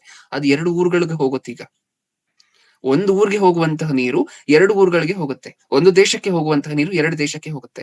ಇದರಿಂದ 2 ದೇಶಗಳು ನೀರನ್ನು ಉಪಯೋಗ ಮಾಡಿಕೊಂಡು ಸಮೃದ್ಧಿಯಾಗಿರುತ್ತವೆ. ಈ ಕೆಲಸ ಮಾಡ್ತಿರುವಂತಹದ್ದು ಯಾರಂತೆ? ಬೆಟ್ಟಗಳೇ. ಭೂಮಿಯನ್ನು ನದಿಗಳಿಂದ ಭೇದಿಸಿ ಬಿಡುತ್ತಿ ಅಂತ ವಚನ ಓದ್ಕೊಂಡ್ವಲ್ವಾ? ಹೇಗ್ ಭೇದಿಸ್ತಿದ್ದಾರೆ ದೇವ್ರು ಅಂದ್ರೆ ಈ ಬೆಟ್ಟಗಳ ಮೂಲಕನೇ. ಅರ್ಥ ಆಯ್ತು ನಮಗೆ ಬೆಟ್ಟಗಳ ಸೃಷ್ಟಿ ಎಷ್ಟು ಅಮೂಲ್ಯವಾಗಿರುವಂತಹದ್ದು ಅಂತ ಹೇಳಿ. ಗುರುತಿಸಿದ್ವಾ ಯಾವತ್ತಾದ್ರೂ ಇದನ್ನ? ನೆನಪೇ ಬಂದಿಲ್ಲ ಅಲ್ವಾ? ಏನ್ ಮಾಡ್ಬೇಕೀಗ? ದೇವ್ರು ಏನ್ ಮಾಡ್ಬೇಕು? ನಾವ್ ಹೇಗೂ ಗುರುತಿಸೋದಿಲ್ಲ. ಈ ಬೆಟ್ಟಗಳು ದೇವರು ಸೃಷ್ಟಿ ಮಾಡಿರುವಂತಹದ್ದು ಅಂತ ಯಾವತ್ತು ಅನ್ಕೊಂಡಿಲ್ಲ. ಬೆಟ್ಟಗಳಿಂದ ಆಗುವಂತಹ ಉಪಯೋಗಗಳನ್ನ ಸತ್ಯವೇದದಲ್ಲಿ ಓದಿದ್ರು ಸಹ ಬೆಟ್ಟಗಳಿಂದ ಇಷ್ಟೊಂದು ಉಪಯೋಗಗಳಿದ್ಯಾ ಅಂತ ಹೇಳಿ ಯಾವತ್ತು ಗ್ರಹಿಸಿಲ್ಲ. ಈ ದೇವ್ರು ಏನ್ ಮಾಡ್ಬೇಕು? ಅವಾಗವಾಗ ಯಾವಾಗ್ಲಾದ್ರೂ ಲಾವಾ ಪರ್ವತಗಳು ಅನ್ನುವಂತ ಹೆಸರನ್ನ ಕೇಳಿದೀವ ನಾವು? ಲಾವಾ ಪರ್ವತಗಳು ಅನ್ನುವಂತ ಹೆಸರನ್ನ ಕೇಳಿದೀವ? ವಾಲ್ಕ್ಯಾನೋ ಈ ಹೆಸರನ್ನ ಕೇಳಿದೀವ? ಹೋಗ್ಲಿ, ಏನ್ ಹಂಗಂದ್ರೆ ಬೆಂಕಿ ಏನ್ ಹಂಗಂದ್ರೆ ಜ್ವಾಲ. ಬೆಟ್ಟಗಳಿಂದ ಏನ್ ಬರುತ್ತೆ? ಬೆಂಕಿ ಬರುತ್ತೆ. ಬೆಂಕಿ ಬರುತ್ತೆ, ಹೌದಾ? ಬಂದ್ ಏನ್ ಮಾಡುತ್ತೆ? ಎಷ್ಟ್ ಕಿಲೋಮೀಟರ್ ಹೋಗುತ್ತೆ? ನನ್ರಿ ಅಮೆರಿಕಾ ರೀಸೆಂಟ್ ಆಗಿ ಇದ್ ನಡೀತಲ್ವಾ, ಅದನ್ನ ಮನಸ್ಸಲ್ಲಿ ಇಟ್ಕೋಬೇಡಿ. ನಾಳೆ ಸ್ಪಷ್ಟವಾಗಿ ಸಂಡೆ ಮಾತಾಡೋಣ ಅದ್ರ ಬಗ್ಗೆ. ಆ ಸಂದೇಶಕ್ಕೆ ನಾವು ಕೈ ಹಾಕ್ತಿಲ್ಲ ಇವತ್ತು. ನಾನು ಬೆಟ್ಟಗಳಿಂದ ಬರುವಂತಹ ಬೆಂಕಿ ಬಗ್ಗೆ ಮಾತಾಡ್ತಿದ್ದೀನಿ. ಬೆಟ್ಟಗಳ ಮಧ್ಯದಿಂದ ಕರೆಕ್ಟ್ ಆಗಿ ಬೆಂಕಿ ಹೊರಗಡೆ ಬಂದು, ನೀರ್ ಹೇಗೆ ಬೆಟ್ಟದ ಮೇಲಿಂದ ಬಂದು ಊರ್ಗೆಲ್ಲ ಹರ್ಕೊಂಡು ಹೋಗುತ್ತೋ ಅದೇ ರೀತಿ ಬೆಟ್ಟದ ಮಧ್ಯದಿಂದ ಬೆಂಕಿ ಮೇಲೆ ಬಂದು ಊರನ್ನೇ ನಾಶ ಮಾಡುತ್ತೆ, ಗೊತ್ತಾ? ಸಾವಿರಾರು ಕಿಲೋಮೀಟರ್ ಹೋಗುತ್ತೆ, ಗೊತ್ತಾ? ಬೆಟ್ಟದಿಂದ ಬರುವಂತಹ ಲಾವಾ ಪರ್ವತಗಳು, ಆ ಬೆಟ್ಟದಿಂದ ಬರುವಂತಹ ಅಗ್ನಿ ಹರ್ಕೊಂಡು ಹೋಗಿ ಸಾವಿರಾರು ಕಿಲೋಮೀಟರ್ ಸುತ್ತಮುತ್ತ ಇರುವಂತಹ ಎಲ್ಲ ಊರನ್ನ ಪೂರ್ತಿಯಾಗಿ ನಾಶ ಮಾಡುತ್ತೆ, ಗೊತ್ತಾ? ಇನ್ನೊಂದು ಬೆಳೆ ಬೆಳೆಯೋದಿಲ್ಲ ಪ್ರಿಯರೇ. ಒಂದು ಸಾರಿ ಲಾವಾ ಪರ್ವತ ಅನ್ನುವಂತಹದ್ದು ಆ ಊರಿನ ಮೇಲೆ ಬಂದ್ರೆ ಅದು ಹಾಗೆ ಮೇಲಿಂದ ಕೆಳಗಡೆ ಬಂದು ಹರ್ಕೊಂಡು ಹೋಗ್ತಾ ಇರುತ್ತೆ. ಆ ಲಾವಾದಲ್ಲಿರುವಂತಹ ಮ್ಯಾಗ್ಮಾ ಅನ್ನುವಂತಹ ಮಟೀರಿಯಲ್. ಒಂದು ಬೆಳೆ ಬೆಳೆಯೋದಿಲ್ಲ, ಗೊತ್ತಾ? ಅದಾದ ನಂತರ. ಯಾಕಂದ್ರೆ ಸುಟ್ಟೋಗುತ್ತೆ. ಮಣ್ಣು, ನೆಲ, ಕೆಳಗಡೆ ಇರುವಂತಹ ಪ್ರತಿಯೊಂದೊಂದು ಸಾರಾಂಶ ಎಲ್ಲ ಸುಟ್ಟೋಗಿರುತ್ತೆ. ಮತ್ತೆ ಬೆಳೆ ಬೆಳೆಯೋದಿಲ್ಲ. ಸತ್ಯವೇದದಲ್ಲಿ ಅದೇ ಬರ್ಸಿದಾರೆ. ಒಂದ್ಸರಿ ನೋಡೋಣ. ಮೀಕನ ಗ್ರಂಥ 1ನೇ ಅಧ್ಯಾಯ 4ನೇ ವಚನ, ಕೊನೆ ವಚನ ಇವತ್ತಿಗೆ. ಮೀಕನ ಗ್ರಂಥ 1ನೇ ಅಧ್ಯಾಯ 4ನೇ ವಚನ. ಬೆಂಕಿಗೆ ಕರಗಿದ ಮೇಣದಂತೆಯೂ ಜರಿಯಲ್ಲಿ ಹೊಯ್ದ ನೀರಿನ ಹಾಗೂ ಪರ್ವತಗಳು ಆತನ ಹೆಜ್ಜೆಗೆ ಕರಗಿ ಹರಿಯುತ್ತವೆ, ತಗ್ಗುಗಳು ಸೀಳಿ ಹೋಗುತ್ತವೆ. ಬೆಂಕಿಗೆ ಕರಗಿದ ಮೇಣದಂತೆಯೂ, ಮೇಣ ನೀಟಾಗಿ ಕರ್ಗೋಗ್ಬಿಡುತ್ತಲ್ವಾ ಕ್ಯಾಂಡ್ಲ್ ತರ. ಅಂದ್ರೆ ಕ್ಯಾಂಡ್ಲ್ ನೀವ್ ನೋಡಿದೀರಾ? ಮೇಲೆ ನೀವು ಬೆಂಕಿ ಹಚ್ಚಿದ್ರೆ ಕ್ಯಾಂಡ್ಲ್ ಎಷ್ಟು ನೀಟಾಗಿ ಕರ್ಗೋಗುತ್ತೆ ಅಂತ ಹೇಳಿ, ಹೌದಾ? ಆ ರೀತಿ ಯಾವ್ದು ಕರ್ಗೋಗತ್ತಂತೆ? ಬೆಂಕಿಗೆ ಕರಗಿದ ಮೇಣದಂತೆಯೂ ಜರಿಯಲ್ಲಿ ಹೊಯ್ದ ನೀರಿನ ಹಾಗೂ ಪರ್ವತಗಳು ಆತನ ಹೆಜ್ಜೆಗೆ ಕರಗಿ ಹರಿಯುತ್ತವೆ. ಪರ್ವತಗಳು ಕರಗಿ ಹರಿಯುತ್ತಾ? ಪರ್ವತಗಳು ಕರ್ಗೋಗತ್ತಾ ಬೆಂಕಿಗೆ? ಹೌದು. ನೀವು ಲಾವಾ ಪರ್ವತಗಳು ಬಂದಿರುವಂತಹ ಬೆಟ್ಟಗಳನ್ನು ಒಂದ್ಸರಿ ಗೂಗಲ್ ಮಾಡಿ ನೋಡಿದ್ರೆ, ಲಾವಾ ಅಂದ್ರೆ ವಾಲ್ಕ್ಯಾನೋ ಬರುವುದಕ್ಕಿಂತ ಮುಂಚೆ ಬೆಟ್ಟದ ಹೈಟ್ ಎಷ್ಟಿರುತ್ತೆ ಅಂದ್ರೆ ಇಷ್ಟಿರುತ್ತೆ ಅಂತ ಅನ್ಕೊಳ್ಳಿ. ಲಾವಾ ಪರ್ವತ ಆದ ನಂತರ ಹೈಟ್ ಎಷ್ಟಾಯ್ತು ಅಂದ್ರೆ ಇಷ್ಟಾಯ್ತು. ಏನಕ್ಕೋಸ್ಕರ ಆಯ್ತು? ಏನಕ್ಕೋಸ್ಕರ ಕರ್ಗೋಯ್ತು ಬೆಟ್ಟ? ಮೇಲಿಂದ ಬೆಂಕಿ ಬಂತಲ್ವಾ, ಅದು ಬೆಟ್ಟವನ್ನ ಕರಗಿಸಿ ಅದು ಹರಿಬೇಕಾದ್ರೆ ಕರಗಿಸಿ ಆ ಬೆಟ್ಟದಲ್ಲಿರುವಂತಹ ಮಟೀರಿಯಲ್ ಊರ್ ಮೇಲೆಲ್ಲ ಹೋಗಿ ಸುಟ್ಟಾಕ್ಬಿಟ್ಟಿದೆ ಪೂರ್ತಿಯಾಗಿ. ಏನಕ್ಕೋಸ್ಕರ? ಬೆಟ್ಟಗಳನ್ನ ನಮ್ಮ ಒಳಿತಿಗೋಸ್ಕರನೇ ಮಾಡಿದ್ರಲ್ವಾ ದೇವ್ರು. ನಾವು ನಮ್ಮ ಉದ್ಧಾರಕ್ಕೋಸ್ಕರನೇ ಮಾಡಿದ್ವಲ್ವಾ. ನಾವ್ ಜೀವನ ನಡೆಸ್ಲಿಕ್ಕೋಸ್ಕರನೇ ಮಾಡಿದ್ವಲ್ವಾ. ನಾವ್ ಯಾವತ್ ಗುರುತಿಸಿದ್ವಿ? ಅದನ್ನ ಗುರುತಿಸೇ ಇಲ್ಲ ಅಲ್ವಾ. ಯಾವತ್ತು ಬೆಟ್ಟಗಳನ್ನ ನೋಡಿ ಇದನ್ನ ದೇವ್ರು ಮಾಡಿದ್ದು ಅಂತ ಅನ್ಕೊಂಡಿಲ್ಲ ಅಲ್ವಾ. ಜೇನುತುಪ್ಪ ತಿಂತೀವ, ಪೆಟ್ರೋಲಿಯಂ ಯೂಸ್ ಮಾಡ್ತೀವ, ತಾಮ್ರ ಯೂಸ್ ಮಾಡ್ತೀವ, ಕಬ್ಬಿಣವನ್ನ ಯೂಸ್ ಮಾಡ್ತೀವ, ಹೌದು. ಇದೆಲ್ಲವನ್ನ ಯೂಸ್ ಮಾಡಿದಾಗ ಯಾವತ್ತಾದ್ರೂ ದೇವ್ರ ನೆನಪು ಬಂದ್ರ? ಇದೆಲ್ಲ ಯೂಸ್ ಮಾಡ್ತೀವಿ ಅಂದ್ರೆ ಆ ದೇವ್ರು ಕೊಟ್ಟಂತ ಉಡುಗೊರೆ ಅಲ್ವಾ ಬೆಟ್ಟಗಳು ಅನ್ನುವಂತಹ ಉಡುಗೊರೆಯಿಂದ ಅಲ್ವಾ ತಗೊಂಡಿರುವಂತಹದ್ದು. ಬರ್ಬೇಕಿತ್ತಲ್ವಾ ದೇವ್ರ ನೆನಪು. ಏನಕ್ಕೋಸ್ಕರ ಬಂದಿಲ್ಲ? ಹೋಗ್ಲಿ, ಹೊರಗಡೆ ಪ್ರಪಂಚವನ್ನ ಬಿಟ್ಬಿಡಿ ಪ್ರಿಯರೇ. ಕ್ರೈಸ್ತರಾಗ ನಾವು ಸತ್ಯವೇದ ಓದ್ತೀವಲ್ವಾ, ಈ ವಚನಗಳೆಲ್ಲ ಯಾವತ್ತು ನಿಮ್ಮ ಕಿವಿಗೆ ಬಿದ್ದಿಲ್ವಾ? ಕಣ್ಣಿಗೆ ಬಿದ್ದಿಲ್ವಾ? ಧರ್ಮೋಪದೇಶ ಕಾಂಡದಲ್ಲಿ ಸ್ಪಷ್ಟವಾಗಿ ಬರ್ಸಿದ್ದಾರೆ. ಗಿರಿಯೊಳಗಿಂದ ಎಣ್ಣೆಯನ್ನ ನಾನ್ ಕೊಟ್ಟೆ ಅಂತ ಹೇಳಿ ಸತ್ಯವೇದದಲ್ಲಿ ದೇವರು ಬರ್ಸಿದ್ದಾರೆ. ಗಿರಿಯೊಳಗಿಂದ ಎಣ್ಣೆ ಬರುವಂತಹದ್ದು ಏನು ಅಂದ್ರೆ ಬೆಟ್ಟಗಳಿಂದ ಎಣ್ಣೆ ಬರುತ್ತಾ? ಬೆಟ್ಟಗಳಿಂದ ಜೇನು ಬರುತ್ತಾ? ಇದನ್ನ ಯಾವತ್ತಾದ್ರೂ ಯೋಚನೆ ಮಾಡಿದ್ವಾ? ನಾವಾದ್ರೂ ಸತ್ಯವೇದ ಓದ್ಬೇಕಾದ್ರೆ ನದಿಗಳು ಬೆಟ್ಟಗಳು ಇರೋದಕ್ಕೋಸ್ಕರನೇ ಹರಿತಿರುವಂತಹದ್ದು ಅಂತ ಯಾವತ್ತಾದ್ರೂ ಅನ್ನಿಸ್ತಾ? ಆ ಬೆಟ್ಟಗಳನ್ನು ಸೃಷ್ಟಿ ಮಾಡಿರುವಂತಹದ್ದು ದೇವರೇ ಅನ್ನಿಸ್ತಾ ಇತ್ತು. ಇಷ್ಟೆಲ್ಲ ಅನ್ಸಿದ್ರೆ ಅದು ಅನ್ನಿಸ್ತಾ ಇತ್ತು. ಅನ್ಸಿಲ್ಲ ಅಲ್ವಾ? ಹೊರಗಡೆ ಪ್ರಪಂಚದ ಜನ ಏನೋ ಗುರುತಿಸಿಲ್ಲ ಅಂದ್ರೆ ಪರವಾಗಿಲ್ಲ. ನಾವ್ ಯಾವಾಗ್ಲೂ ಸತ್ಯವೇದವನ್ನು ಓದುವಂತವ್ರೆ ಅಲ್ವಾ. ಯಾವಾಗ್ಲೂ ಈ ವಚನಗಳನ್ನೆಲ್ಲ ನೋಡುವಂತವ್ರೆ ಅಲ್ವಾ. ಸತ್ಯವೇದವನ್ನ ಮತ್ತೆ ಮತ್ತೆ ಮತ್ತೆ ಓದ್ತಿರ್ತೀವಲ್ವಾ, ಪ್ರಸಂಗಗಳನ್ನ ಕೇಳ್ತಿರ್ತೀವಲ್ವಾ. ಏನಕ್ಕೋಸ್ಕರ ಇದು ನಮ್ಮ ಕಣ್ಣಿಗೆ ಬಿದ್ದಿಲ್ಲ? ಇಂಟ್ರೆಸ್ಟ್ ಇಲ್ಲ. ಆ ಬೆಟ್ಟಗಳನ್ನ ನೋಡ್ಬೇಕಾದ್ರೆ ನೀವು ಸಹ ಟ್ರಿಪ್ ಟೂರು ಎಲ್ಲ ಹೋಗಿರ್ತೀರಾ, ಅಥವಾ ನಿಮ್ ಊರುಗಳಿಗೆ ಹೋದಾಗ ನಿಮ್ಗೆ ಬೆಟ್ಟಗಳು ಕಾಣಿಸುತ್ತೆ. ಆ ಬೆಟ್ಟಗಳು ಕಾಣಿಸ್ಬೇಕಾದ್ರೆ ನೆನಪು ಬರ್ಬೇಕಾಗಿರುವಂತಹದ್ದು ದೇವ್ರು. ಯಾಕಂದ್ರೆ ನಮ್ಗೆ ಆ ಬೆಟ್ಟಗಳು ಪರ್ವತಗಳಿಂದ ನಾವು ಉಪಯೋಗ ಮಾಡ್ಕೊಳ್ತಿರುವಂತಹದ್ದು ಅಷ್ಟಿಷ್ಟಲ್ಲ, ಸಾಕಷ್ಟು ಅಡ್ವಾಂಟೇಜ್ ಅನ್ನ ತಗೊಳ್ತಿದೀವಿ ಬೆಟ್ಟಗಳಿಂದ. ಹೌದಾ? ಈ ಭೂಮಿ ನಿಂತಿರುವಂತಹದ್ದೇ ಬೆಟ್ಟಗಳಿಂದ್ರೆ ನೀವು ಯೋಚನೆ ಮಾಡಿ ನೋಡಿ. ಓಕೆ, ಗುರುತಿಸದೆ ಹೋದ್ರೆ ಇದನ್ನೆಲ್ಲ ಮಾಡ್ಬೇಕಾಗತ್ತೆ ದೇವ್ರು. ಹೋಗ್ಲಿ, ಯಾರು ಅಗ್ನಿ ಪರ್ವತ ಆದ್ರೂ ಬಂದ ನಂತರ ಗುರುತಿಸಿದ್ವಾ? ಲಾವಾ ಎಲ್ಲ ಬಂದ ನಂತರ, ಬೆಂಕಿ ಬಂದ ನಂತರ ಒಳಗಡೆಯಿಂದ ಅದನ್ನಾದ್ರೂ ಗುರುತಿಸಿದ್ವಾ? ನನ್ ಮಕ್ಕಳು ಗುರುತಿಸ್ತಾರೇನೋ, ಇಷ್ಟು ದಿನ ನಾನು ಬೆಟ್ಟವನ್ನ ಆರಾಮಾಗಿ ಕೊಟ್ಟಿದ್ದೆ, ಅವರಿಗೆ ಬೆಟ್ಟಗಳಿಂದ ಅನುಕೂಲಗಳನ್ನೇ ಕೊಟ್ಟಿದ್ದೆ. ಇವಾಗ ಬೆಟ್ಟದಿಂದ ಬೆಂಕಿ ಬರ್ಸಿದ್ರೆ ಆದ್ರೂ ಗುರುತಿಸ್ತಾರೇನೋ, ಇಷ್ಟು ದಿನ ಬೆಟ್ಟಗಳಿಂದ ನದಿ ನೀರು ಹರಿಯುವಂತೆ ಮಾಡಿದ್ದೆ, ಅವಾಗ ನನ್ನ ಮಕ್ಕಳು ಗುರುತಿಸಿಲ್ಲ. ಇವಾಗ ಬೆಂಕಿ ಹರಿಯುವಂತೆ ಮಾಡ್ತೀನಿ, ಅವಾಗ್ಲಾದ್ರೂ ಗುರುತಿಸ್ತಾರ ಅಂತ ಅನ್ಕೊಂಡು ಅದನ್ನ ತಗೊಂಡ್ಬಂದ್ರು ಅಂತ ಅನ್ಕೊಳ್ಳಿ, ಅವಾಗ್ಲಾದ್ರೂ ಗುರುತಿಸಿದ್ವಾ ಟಿವಿಗಳಲ್ಲಿ ನೋಡಿದಾಗ? ಇಲ್ಲ. ಹೌದಾ? ಈ ಸಂದೇಶದಿಂದ ನಮ್ಗೆ ಅರ್ಥ ಆಗುವಂತಹ ವಿಚಾರ ಒಂದೇ, ಪ್ರಕೃತಿ ನೀವ್ ಅನ್ಕೊಂಡಿರುವುದಕ್ಕಿಂತ ಇನ್ನೂ ಇಂಪಾರ್ಟೆಂಟ್ ನಮಗೆ. ಪ್ರಕೃತಿ ಅನ್ನುವಂತಹದ್ದು ನಮಗೆ ಎಷ್ಟು ಗೊತ್ತು ಪ್ರಕೃತಿಯ ಬಗ್ಗೆ, ಅದಕ್ಕಿಂತ 1000 ಪಟ್ಟಷ್ಟು, ಕೋಟಿ ಪಟ್ಟಷ್ಟು ಮುಖ್ಯ ನಮಗೆ. ಅದಕ್ಕೋಸ್ಕರ ದೇವರು ಅದನ್ನು ಸೃಷ್ಟಿ ಮಾಡಿದ್ದಾರೆ. ಗಾಳಿ ಆಗಿರ್ಬೋದು, ನೀರು, ಸಮುದ್ರ, ಬೆಟ್ಟಗಳು. ಹೌದಾ? ಅದಕ್ಕೋಸ್ಕರ ಪ್ರಾರಂಭದಲ್ಲಿ ನಿಮ್ಗೆ ಒಂದು ಉದಾಹರಣೆನೂ ಸಹ ಕೊಟ್ಟೆ. ಆ ವ್ಯಕ್ತಿ ಏನ್ ಅನ್ಕೊಂಡಂತೆ ಹಾಸ್ಪಿಟಲ್ ಬಿಲ್ ನೋಡಿ, ನಾನು ಹುಟ್ಟಿದ ತಾಯಿ ಗರ್ಭದಲ್ಲಿರುವಾಗಿಂದ ಉಸಿರಾಡ್ತಿದ್ದೀನಲ್ವಾ, ನನ್ ದೇವ್ರು ಯಾವತ್ತು ನನಗೆ ಈ ತರ ಬಿಲ್ ಕೊಟ್ಟಿಲ್ವೇ? ದೇವರು ಸಹ ಡಾಕ್ಟರ್ ತರ ಬಿಲ್ ಕೊಟ್ಟು ನೀನ್ ತಗೊಂಡಿರುವಂತಹ ಆಕ್ಸಿಜನ್ಗೆ ಎಷ್ಟು ಬೆಲೆ ಕಟ್ಟಬೇಕು ಅಂತ ಹೇಳಿ ನಮ್ಗೆ ಅರ್ಥ ಆಗಿರ್ತಾ ಇತ್ತು, ಪ್ರಕೃತಿಯ ಮೌಲ್ಯ ಎಷ್ಟು ಅಂತ ಹೇಳಿ. ದೇವ್ರ ಹತ್ರ ಮಾಡಿಲ್ಲ ಅಲ್ಲ. ಅದನ್ನ ಗುರುತಿಸಿ ನಿಮಗ್ ಗೊತ್ತಿರುವಂತವರಿಗೆ ಈ ರೀತಿಯಾಗಿರುವಂತ ಸಂದೇಶವನ್ನ ತಲುಪಿಸಲಿಕ್ಕೆ, ಇದರ ಬಗ್ಗೆ ಮಾತಾಡ್ಲಿಕ್ಕೆ, ಚರ್ಚೆ ಮಾಡ್ಲಿಕ್ಕೆ ಸಿದ್ಧವಾಗಿರಿ. ಓಕೆ, ಕಣ್ಮುಚ್ಚಿ ಪ್ರಿಯರೇ, ಚಿಕ್ಕದಾಗಿ ಒಂದು ಪ್ರಾರ್ಥನೆ ಮಾಡಿ ಶುರು ಮಾಡೋಣ. ಮುಗಿಸೋಣ. ಪ್ರೀತಿಯೊಳ ಪರಲೋಕದಲ್ಲಿರುವ ನಮ್ಮ ತಂದೆ, ಹೌದು ಅಪ್ಪ, ಒಂದು ಅತ್ಯಮೂಲ್ಯವಾಗಿರುವಂತಹ ಸಂದೇಶವನ್ನ ನಮ್ಮೆಲ್ಲರಿಗೂ ಕೇಳಿಸಿದಿರ ತಂದೆ. ಆಲೋಚನೆ ಮಾಡಿರುವಂತಹ ಸಂದೇಶಕ್ಕೆ ತಕ್ಕಂತೆ ನೀವು ಸೃಷ್ಟಿ ಮಾಡ್ಬೇಕಾದ್ರೆ ಆ ಸೃಷ್ಟಿ ಮಾಡಿ ನಮಗೋಸ್ಕರ ಅದರ ಬಗ್ಗೆ ಸಂಪೂರ್ಣವಾಗಿರುವಂತಹ ಮಾಹಿತಿಯನ್ನು ಸಹ ಸತ್ಯವೇದದಲ್ಲಿ ಬರೆಸಿದ್ದೀರಾ ಅಪ್ಪ. ನೀವು ಅದರಿಂದ ಕೊಟ್ಟಿರುವಂತಹ ಅನುಕೂಲಗಳು, ನೀವು ಅದರಿಂದ ಮಾಡಿರುವಂತಹ ಮೇಲುಗಳು ನಾವು ಗ್ರಹಿಸಲಿಕ್ಕೆ, ಗುರುತಿಸಲಿಕ್ಕೂ ಸಹ ನಮ್ಮ ಊಹೆಗೂ ಮೀರಿರುವಂತಹದ್ದು ತಂದೆ. ನಮಗೆ ಅರ್ಥ ಆಗುವಂತಹ ರೀತಿಯಲ್ಲಿ ಅದನ್ನ ಸತ್ಯವೇದದಲ್ಲಿ ನೀವು ಬರ್ಸಿದ್ದೀರಾ ತಂದೆ. ಬೆಟ್ಟಗಳಿಂದ ಮನುಷ್ಯರಿಗೆ ಮೇಲು ಉಂಟಾಗತ್ತೆ ಅಂತಾನೂ ಬರ್ಸಿದ್ದೀರಾ. ಆ ಮೇಲ್ ಏನು ಅಂತ ಹೇಳಿ ನಾವ್ ಯಾವತ್ತೂ ಸಹ ಸತ್ಯವೇದದ ಮುಂದೆ ಬಂದು ಕೇಳಿಲ್ಲ. ಬೆಟ್ಟಗಳಿಂದ ವಿಶೇಷವಾಗಿರುವಂತಹ ಉತ್ಪನ್ನಗಳು ಸಿಕ್ಕುತ್ತೆ ಅಂತ ಬರ್ಸಿದ್ದೀರಾ. ಆ ಉತ್ಪನ್ನಗಳೇನು ಅಂತ ಹೇಳಿ ನಾವ್ ಯಾವತ್ತೂ ಕ್ವೆಶ್ಚನ್ ಮಾಡಿಲ್ಲ. ಇನ್ ಮುಂದೆ ನೀವು ನಮಗೋಸ್ಕರ ಕೊಟ್ಟಿರುವಂತಹ ಈ ಪ್ರಕೃತಿಯನ್ನ ಅನುಭವಿಸ್ಬೇಕಾದ್ರೆ ತಂದೆ, ನೀವ್ ಮಾಡಿರುವಂತಹದ್ದು ಅಂತ ಹೇಳಿ ಗುರುತಿಸ್ತೀವಿ ಅನ್ನುವಂತಹ ಭರವಸೆಯನ್ನ ಕೊಡ್ತಾ, ನಮ್ಮ ಆಲೋಚನಾ ವಿಧಾನವನ್ನ ನಾವು ಬದಲು ಮಾಡ್ಕೊಳ್ತೀವಿ ಅನ್ನುವಂತಹ ಭರವಸೆಯನ್ನ ಕೊಡ್ತಾ, ಕೇಳಿರುವಂತಹ ಪ್ರತಿಯೊಬ್ಬೊಬ್ಬರನ್ನು ಆತ್ಮಕ್ಕೆ ಸಂಬಂಧಪಟ್ಟ ಆಶೀರ್ವಾದಗಳಿಂದ ಆಶೀರ್ವದಿಸಿ ತಂದೆ. ಹಾಗೆ ಪ್ರತಿದಿನವೂ ಸಹ ದೈವ ಸೇವಕರು ಬಂದು ಸಂದೇಶ ಕೊಡ್ತಿದ್ದಾರೆ ಅಂತ ಹೇಳಿದ್ರೆ, ಅವರು ವಾಕ್ಯವನ್ನ ರೆಡಿ ಆಗ್ಲಿಕ್ಕೋಸ್ಕರ, ವಾಕ್ಯವನ್ನ ಧ್ಯಾನಿಸ್ಲಿಕ್ಕೋಸ್ಕರ, ನಿಮ್ಮ ಮಕ್ಕಳ ಮುಂದೆ ಬಂದು ನಿಮ್ಮ ಹೃದಯವನ್ನ ತಿಳಿಸ್ಬೇಕು ಅನ್ನುವಂತಹ ಉದ್ದೇಶದಿಂದ ಅದಕ್ಕೋಸ್ಕರ ಸಾಕಷ್ಟು ಸಿದ್ಧತೆಗಳು, ಕಷ್ಟ ಎರಡನ್ನೂ ಸಹ ಪಡ್ತಿದ್ದಾರೆ. ಅವರ ಕಷ್ಟ, ಅವರ ಪ್ರಯಾಸ ಪ್ರತಿಯೊಂದನ್ನೂ ಸಹ ನೆನಪಿಸ್ಕೊಳ್ಳಿ. ಹಾಗೆ ದೈವ ಸೇವಕರು ರಾಮೋಣ್ಣನವರನ್ನು ನಿಮ್ಮ ಕರದಲ್ಲಿ ಒಪ್ಪಿಸ್ಕೊಡ್ತಿದೀವಿ. ಅವರ ಕುಟುಂಬವನ್ನು, ಅವಶ್ಯಕತೆಗಳನ್ನು, ದೈವ ಕಾರ್ಯಕ್ರಮದ ನಿಮಿತ್ತ ನಡೀತಿರುವಂತಹ ಖರ್ಚುಗಳು, ವೆಚ್ಚಗಳು ಪ್ರತಿಯೊಂದನ್ನು ಸಹ ನೆನಪು ಮಾಡ್ಕೊಳ್ಳಿ ಅನ್ನುವಂತಹ ಬೇಡಿಕೆ ನಿಮ್ಮ ಮುಂದೆ ಇಡ್ತಾ, ಅವರ ಆರೋಗ್ಯ ಪರಿಸ್ಥಿತಿಗಳನ್ನು ನೆನಪು ಮಾಡ್ಕೊಳ್ಳಿ ಅನ್ನುವಂತಹ ಬೇಡಿಕೆ ನಿಮ್ಮ ಮುಂದೆ ಇಡ್ತಾ, ಹಾಗೆ ಎಲ್ಲಾ ದೈವ ಸೇವಕರಿಗೂ ಸಹ ಬೇಕಾಗಿರುವಂತಹ ಆರೋಗ್ಯ ಬಲ, ನಿಮ್ಮ ವಾಕ್ಯವನ್ನ ಯೋಚನೆ ಮಾಡಿ ಇನ್ನೂ ಸಹ ಉತ್ತಮವಾಗಿ ಹೇಳಲಿಕ್ಕೆ ಬೇಕಾಗಿರುವಂತಹ ಜ್ಞಾನ, ಅವರ ಕುಟುಂಬದ ಅವಶ್ಯಕತೆಗಳು ಪ್ರತಿಯೊಂದನ್ನು ಸಹ ನಿಮ್ಮ ಚಿತ್ತಾನುಸಾರವಾಗಿ ಪೂರೈಸಿ ಅನ್ನುವಂತಹ ಬೇಡಿಕೆ ನಿಮ್ಮ ಮುಂದೆ ಇಡ್ತಾ, ಹಾಗೆ ಇಲ್ಲಿ ಎಷ್ಟು ಜನ ಕೇಳಿ ನಮ್ಮ ಜ್ಞಾನವನ್ನ ಇನ್ನೂ ಹೆಚ್ಚಿಸ್ಕೋಬೇಕು ಅನ್ನುವಂತಹ ಹಂಬಲದಿಂದ ಇದ್ದಾರೋ ಪ್ರತಿಯೊಬ್ಬೊಬ್ಬರಿಗೂ ಸಹ ಅವರ ಆಸಕ್ತಿಗೆ ತಕ್ಕಂತೆ ಜ್ಞಾನ ಪ್ರತಿಯೊಂದನ್ನು ನೀವು ಒದಗಿಸಿ ಅನ್ನುವಂತಹ ಬೇಡಿಕೆ ನಿಮ್ಮ ಮುಂದೆ ಇಡ್ತಾ ತಂದೆ. ನನ್ನ ಪ್ರಾರ್ಥನೆ ಯೇಸು ಕ್ರಿಸ್ತರ ನಾಮದಲ್ಲಿ ಸಮರ್ಪಿಸಿ ಬೇಡಿಕೊಳ್ಳುತ್ತಿದ್ದೇನೆ, ಪರಲೋಕದಲ್ಲಿರುವ ನಮ್ಮ ತಂದೆಯೇ, ಆಮೆನ್. ನಮ್ಮ ತಂದೆಯಾದ ದೇವರ ಪ್ರೀತಿ, ನಮ್ಮ ರಕ್ಷಕರು, ವಿಮೋಚಕರು, ಸ್ವತಃ ದೇವರು ಆಗಿರುವಂತಹ ಯೇಸು ಕ್ರಿಸ್ತರ ಕೃಪೆಯು, ಪರಿಶುದ್ಧಾತ್ಮ ದೇವರ ಅನ್ಯೋನ್ಯ ಸಹವಾಸ ಇಂದು ಎಂದು ಸದಾಕಾಲವೂ ನಮ್ಮೆಲ್ಲರೊಂದಿಗೂ ಇರಲಿ. ಆಮೇನ್. ವಂದನೆಗಳು ಬ್ರದರ್.